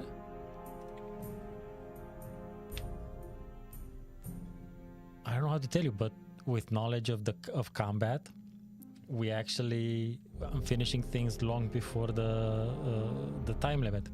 I recover 150 gold from the defeated forces of King Draga. Some is spent on research. Ooh, new heavy infantry available.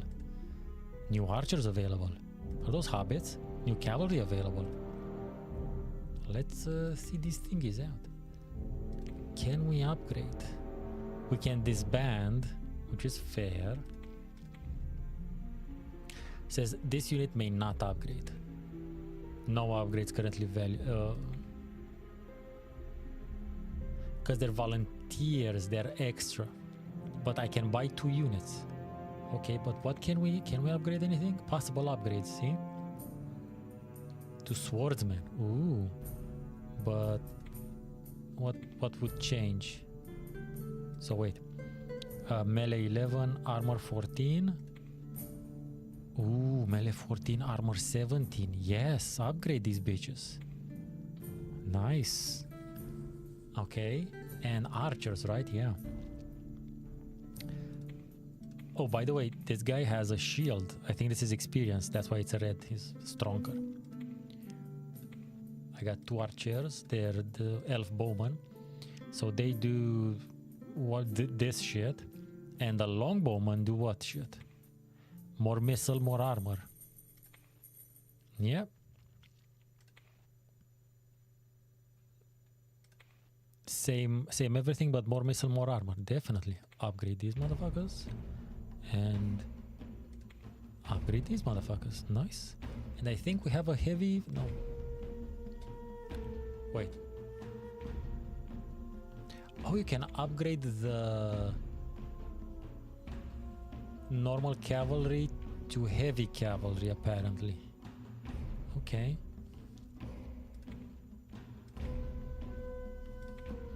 And now I understand what they meant about moving the magical items around, because this guy had the magical item and he gained a shield of experience. This guy didn't, and now he's gonna get the magical item. But you know what? I'm not gonna upgrade them just yet, or maybe I should. because honestly, I thought there was a different difference, but there's no difference. It's just more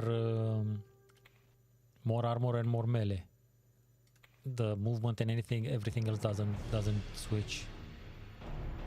Oh, but I don't have the money. Man, it's fine. It's fine. We did good, and we still have this guy. Cool. Yeah, let's continue.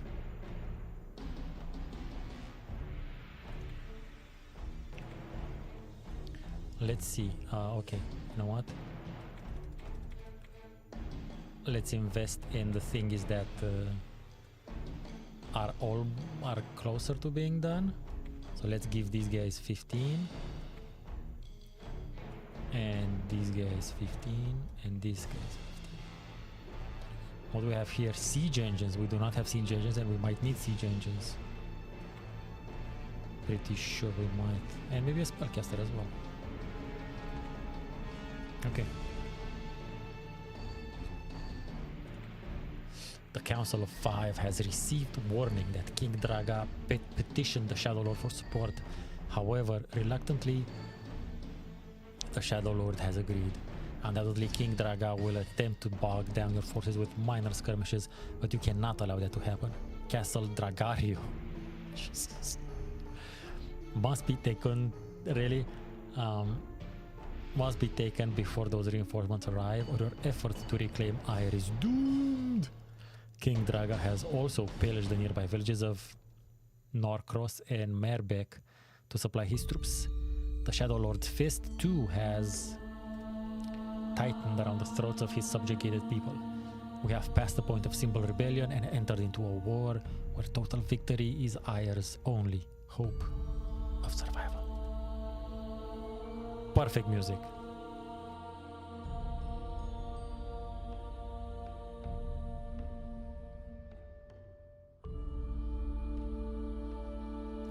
Mucus. Okay, so this is what we have to conquer.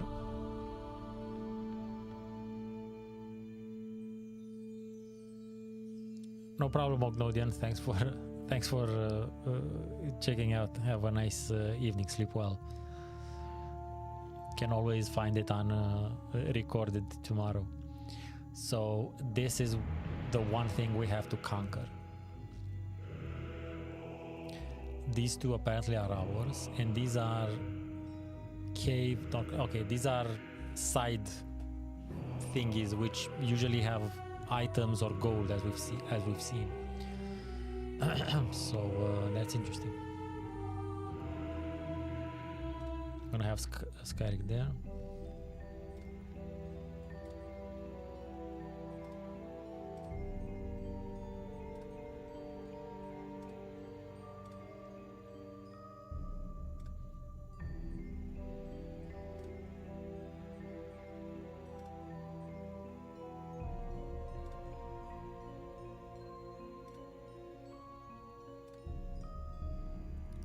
But it's nice that I had two archers and two skirmishers. Yeah. Oof, only 15 turns. This is a big map, yo. Okay. We'll see.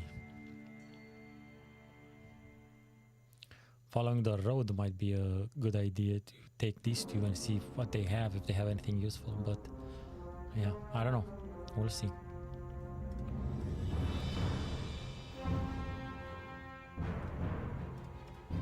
Nah. Abort move.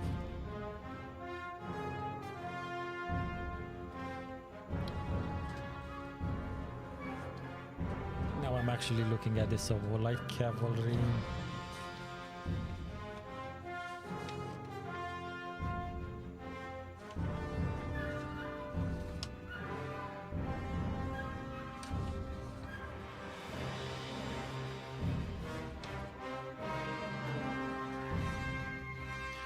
Okay, so light cavalry has a spot of 5, so they're definitely really good at scouting.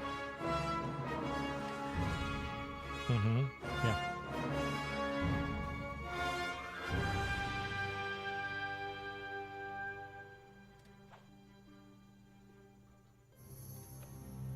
Oh, look at these motherfuckers.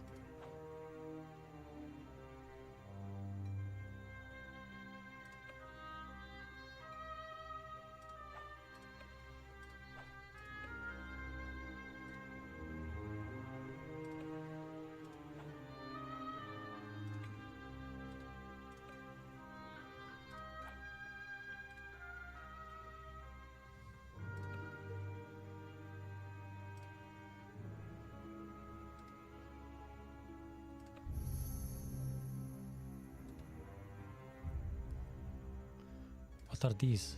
Ogres? Whoa, that's a lot of melee, yo.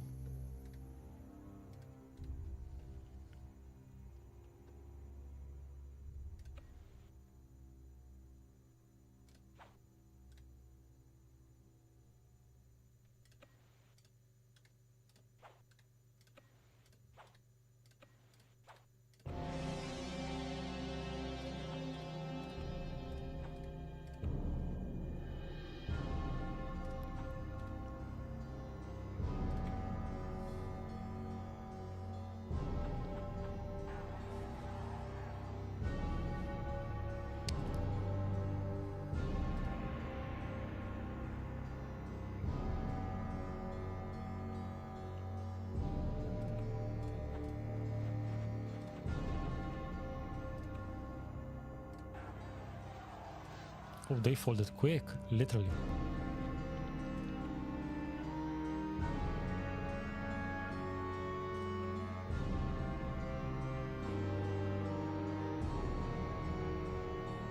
See, and now that we know that movement stops on a river, we have a much better idea of how to move our dudes around. For instance, if I were to move my archers here, they would be basically stopped. I mean, they would be stopped for this turn, but also for next turn, because if I want to move them here, they would still be on a river tile, so they would be stopped next turn, as well as they would be moving here. If I would move here, they would also stop, because they would still be on a river tile, and then on another river tile here. So if I want to get them across the river, this is the quickest path, in fact.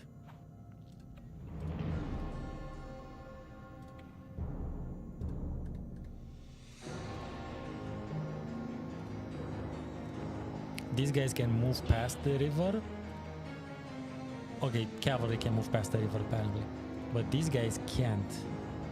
So it's important when planning movement, basically, literally.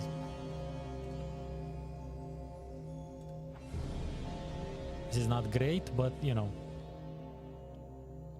I cannot wait for them, Cesar, because I need to conquer this this thingy within 14 turns now. So you cannot play passively. You cannot play this game passively. You have to continuously go for the win, literally. It's not Total War Warhammer where you can just wait around and fuck around. The game isn't, it's not designed like that.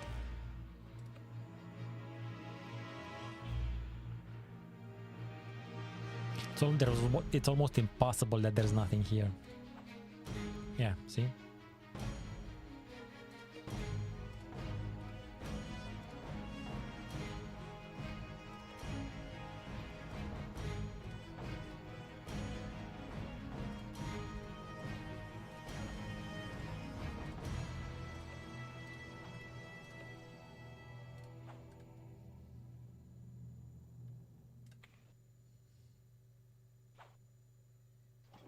Oh, they got siege engines. Shit.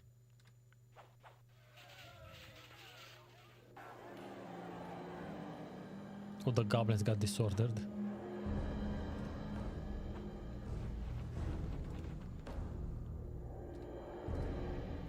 Okay, now we have... now this brings something else into the play. This brings siege engines. Let's see what the manual has to say about siege engines in specificity. Siege engines are excellent weapons against every type of unit, since they can upgrade to increase the engrave, are able to soften up tough opponents or even kill you. When a siege unit has a number of possible targets, it's advisable to shoot sky hunters first, so they can attack the dragon, then archers.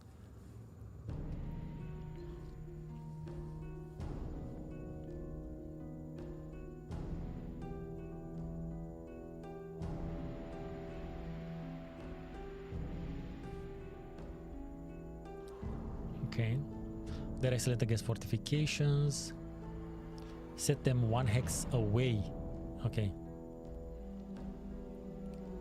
So sieges do have disadvantages. They're rather slow. Okay.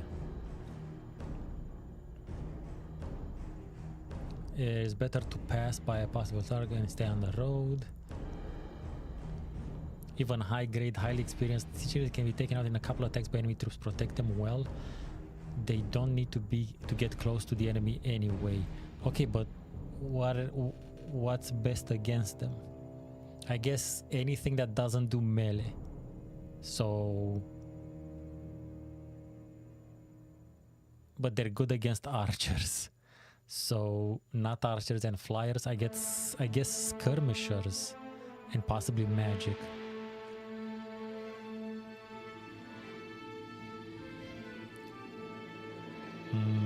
Let's see what else.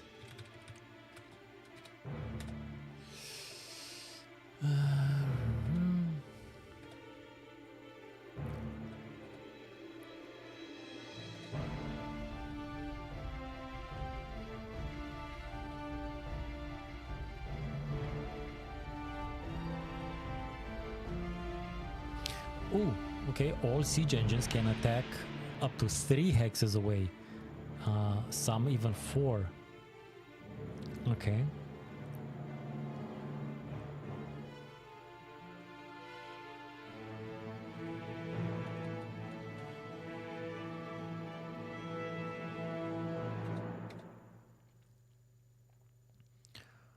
These units act as missile artillery to attack at long range. Their offensive capability is very high, however this is balanced by a very low defense. They don't fire in support, but they can attack flyers. Okay.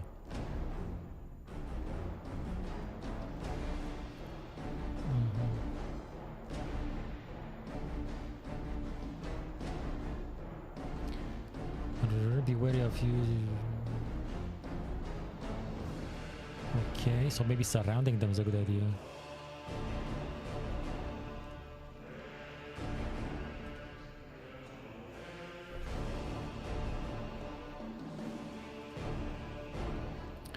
Yeah.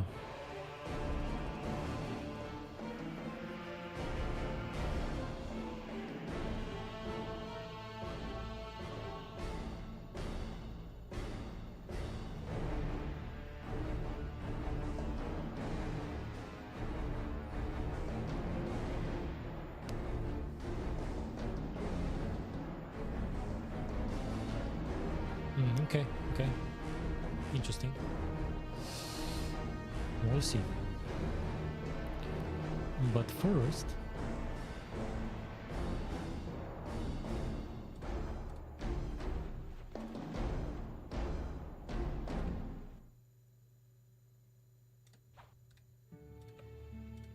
Oh, this is perfect actually.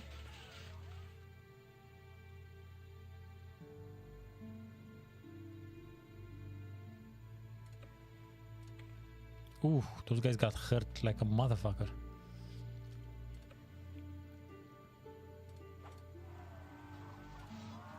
Those guys got disappeared.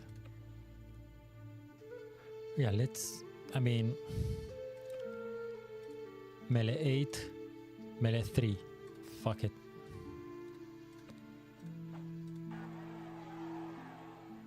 Okay. The farther away they are from my stuff, the better.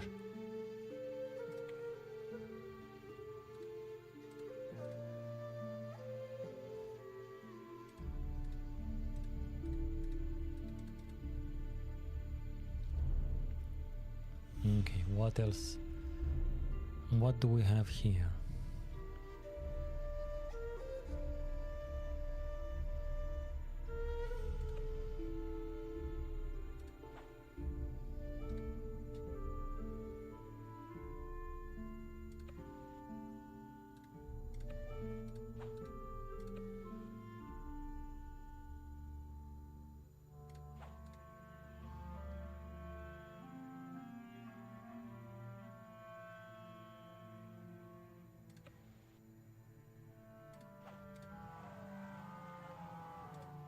How did I get? Oh, because they're defending, I guess.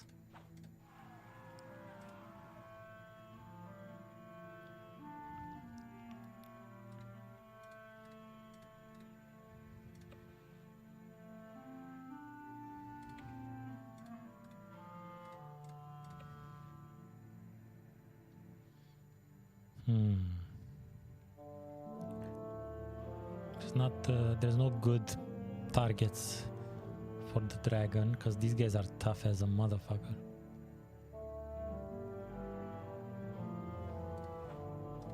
Let them protect the archers. You never know.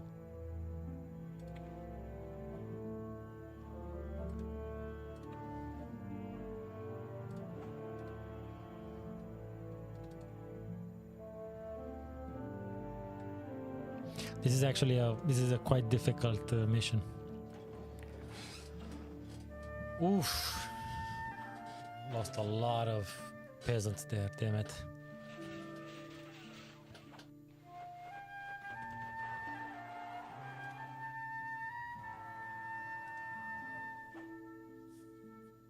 Okay. These guys, they need to... Well, I need to take one of these hexes so that they can maybe recruit in it.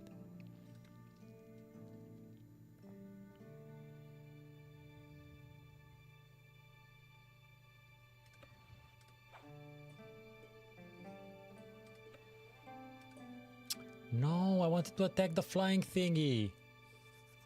Shit. God damn it, I should have...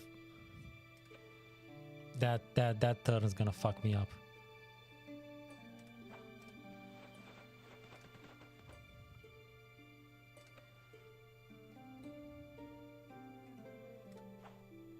Better off to retreat that guy completely.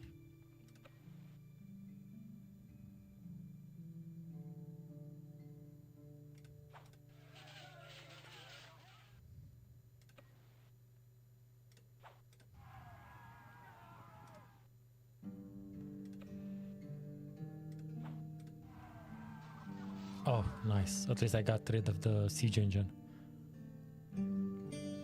No, Casio. No, Cassiopeia is not the original music because I got bored of the original music. This is from Drakenzang, one of my favorite CRPGs. But it's oddly appropriate. Also, welcome.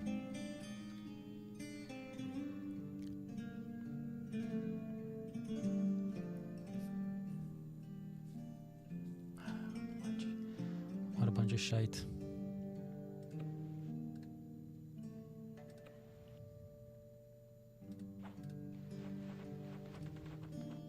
Man, these orcs are tough.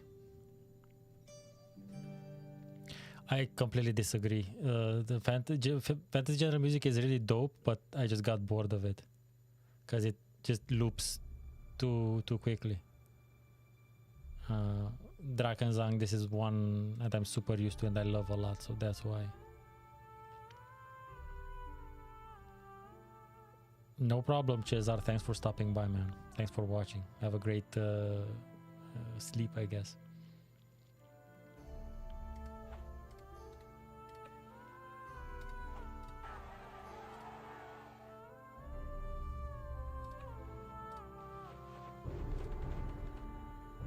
Well, now.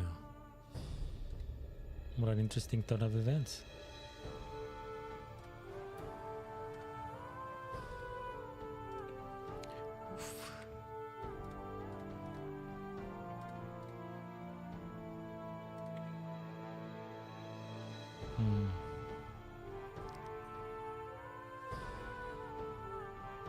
These guys are untouched, so not great.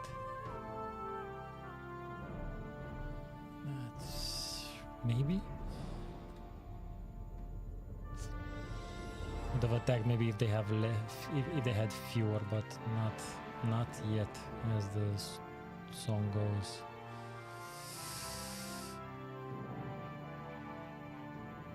Yeah, no problem.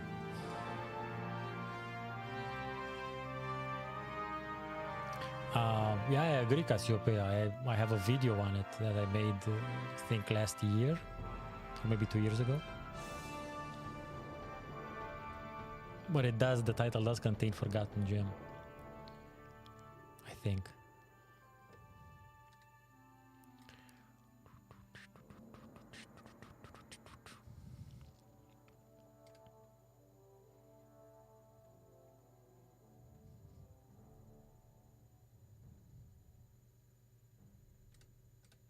You know what? Let's risk it a bit. It was worth the risk. That was a very good result.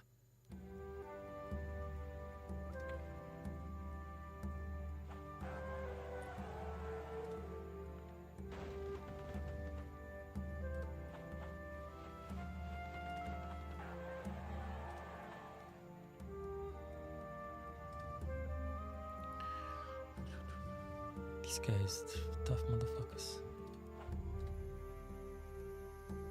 Okay, let's see what we get.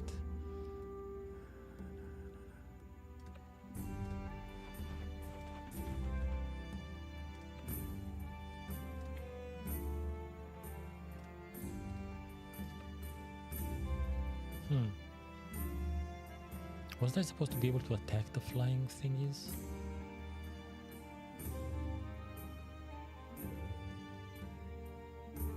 Oh, not with the skirmishers, only the missiles. Fair enough.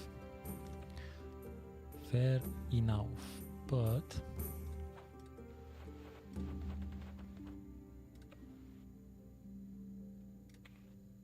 oof.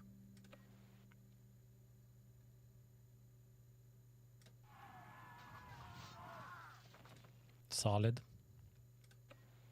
Solid damage.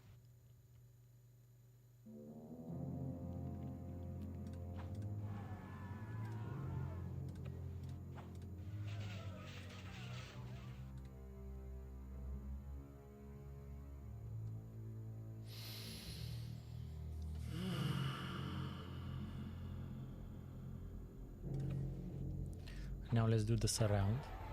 Oh, we don't need to do the surround. Good. Shit. Move that guy in.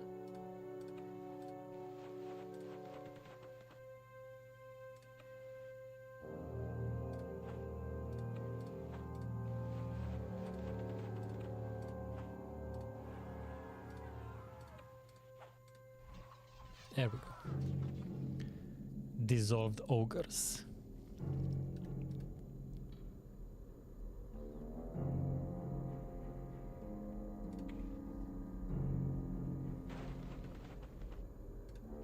Okay, not great. Oof, very bad. Only move 2 things? Okay, that's interesting.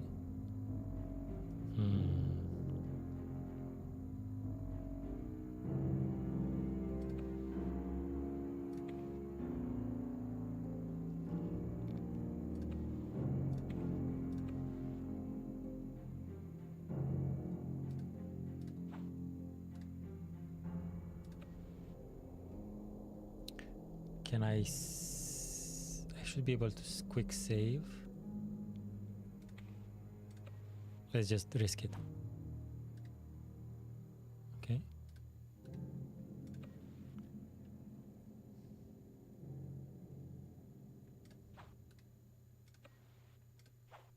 Kind of moved too much without the archer back up there.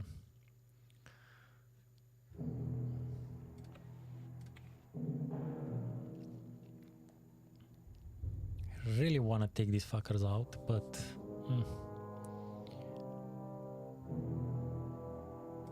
might not be the most productive of choices right now. Yeah, see? Though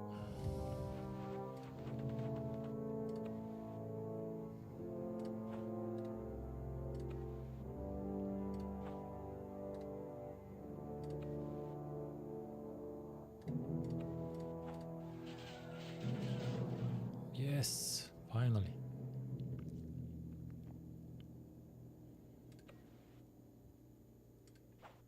No, abort. Better to move them, better to attack these fuckers. Oof, forgot when they're defending, they're very good at defense. Missile troops. That's on me.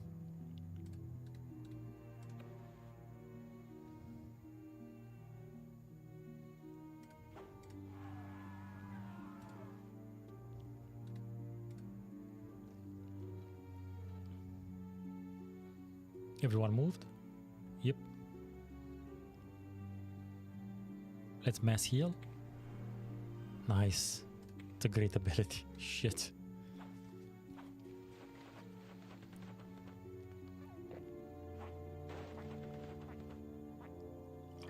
It's going good.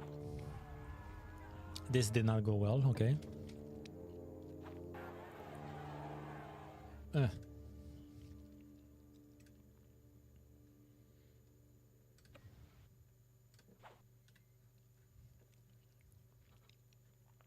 Okay, let's see. What's the biggest issue? Arguably this guy.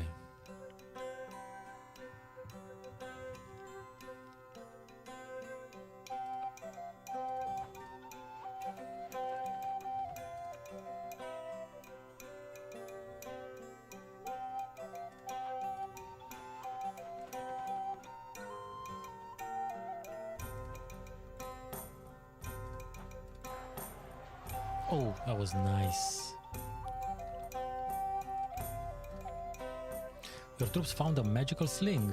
Emerging from the shadows with angry grunts and gnashing tusks, orcs try to take it. Shit. Ah, fucking hell. So apparently you have to sit in it and do something. Like regen. Fair enough. Nope, abort.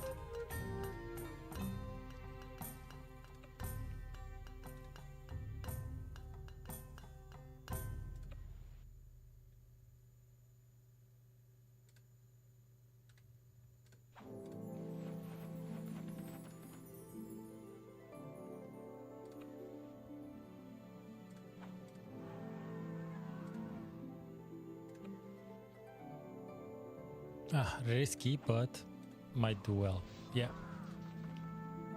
It did do well.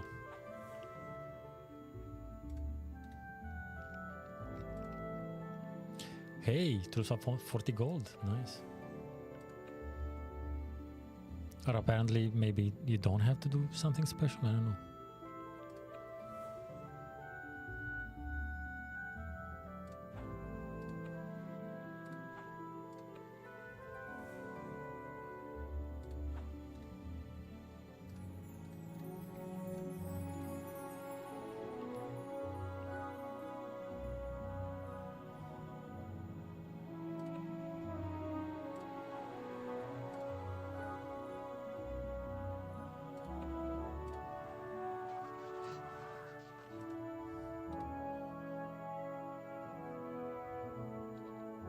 It's a good thing I have this cavalry coming here, because woof.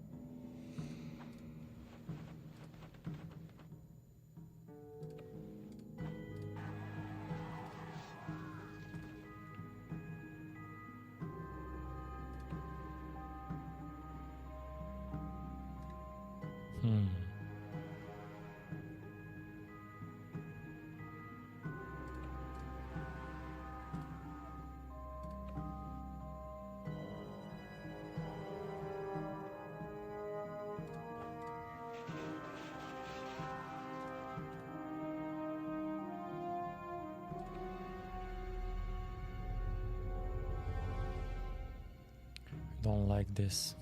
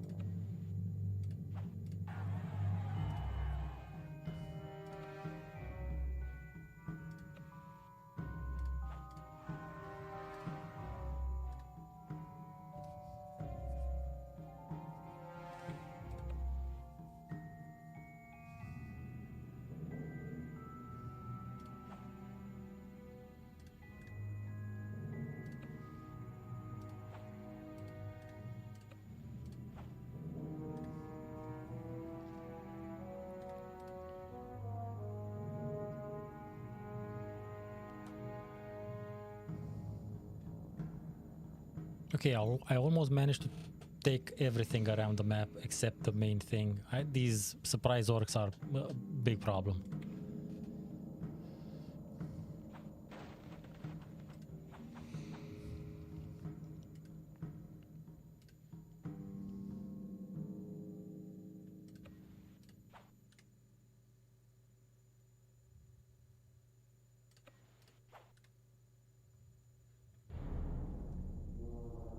Okay.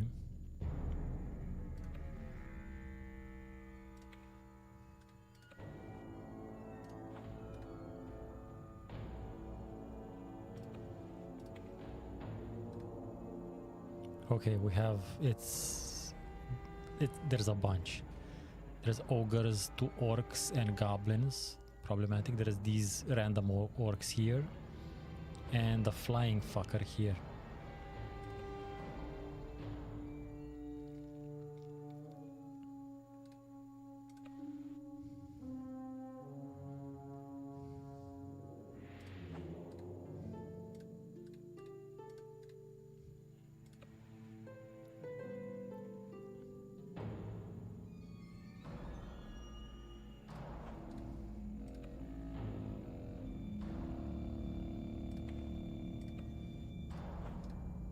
Okay, at least these guys will be protected now by the archers, so that's good.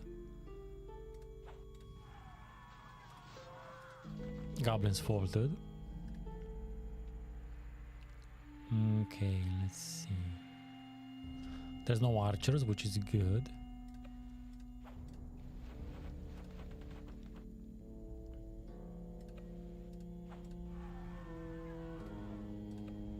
Need to put the archers here because these guys are gonna be super attacked. And our dragon, I think, can munch on these goblins right now. Yeah, eat the shit out of them. Okay.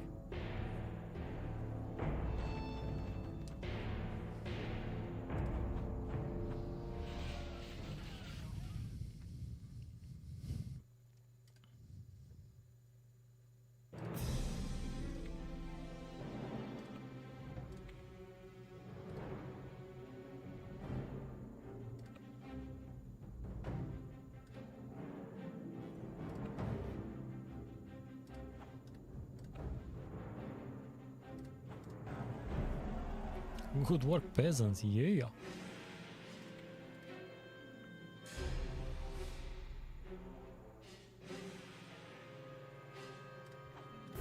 Okay, I managed to move this guy here. I got him close to this army.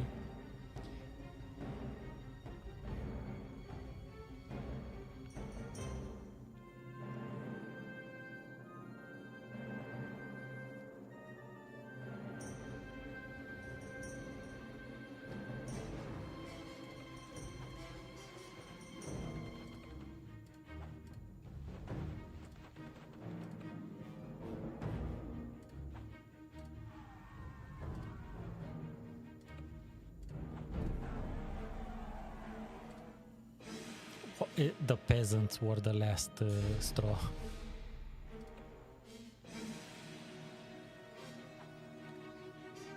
And let's not forget, dragon.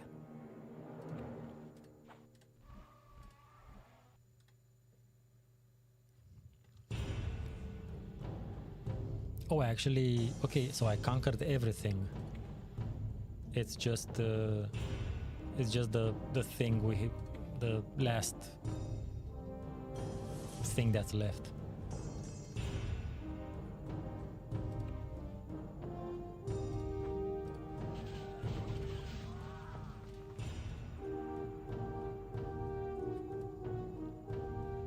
Technically, I don't have to beat the creatures. I only have to conquer the city.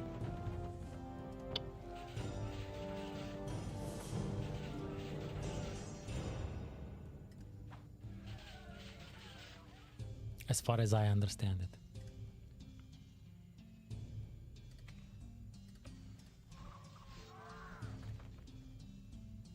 It's not conquered yet.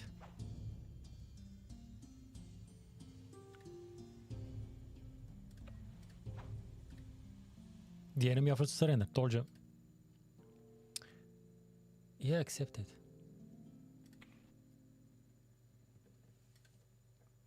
In the treasure vaults of King Draga's castle, you find an amulet of resistance and 250 gold pieces.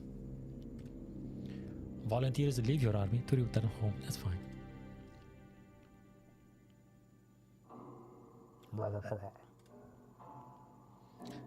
And we move to a new thingy.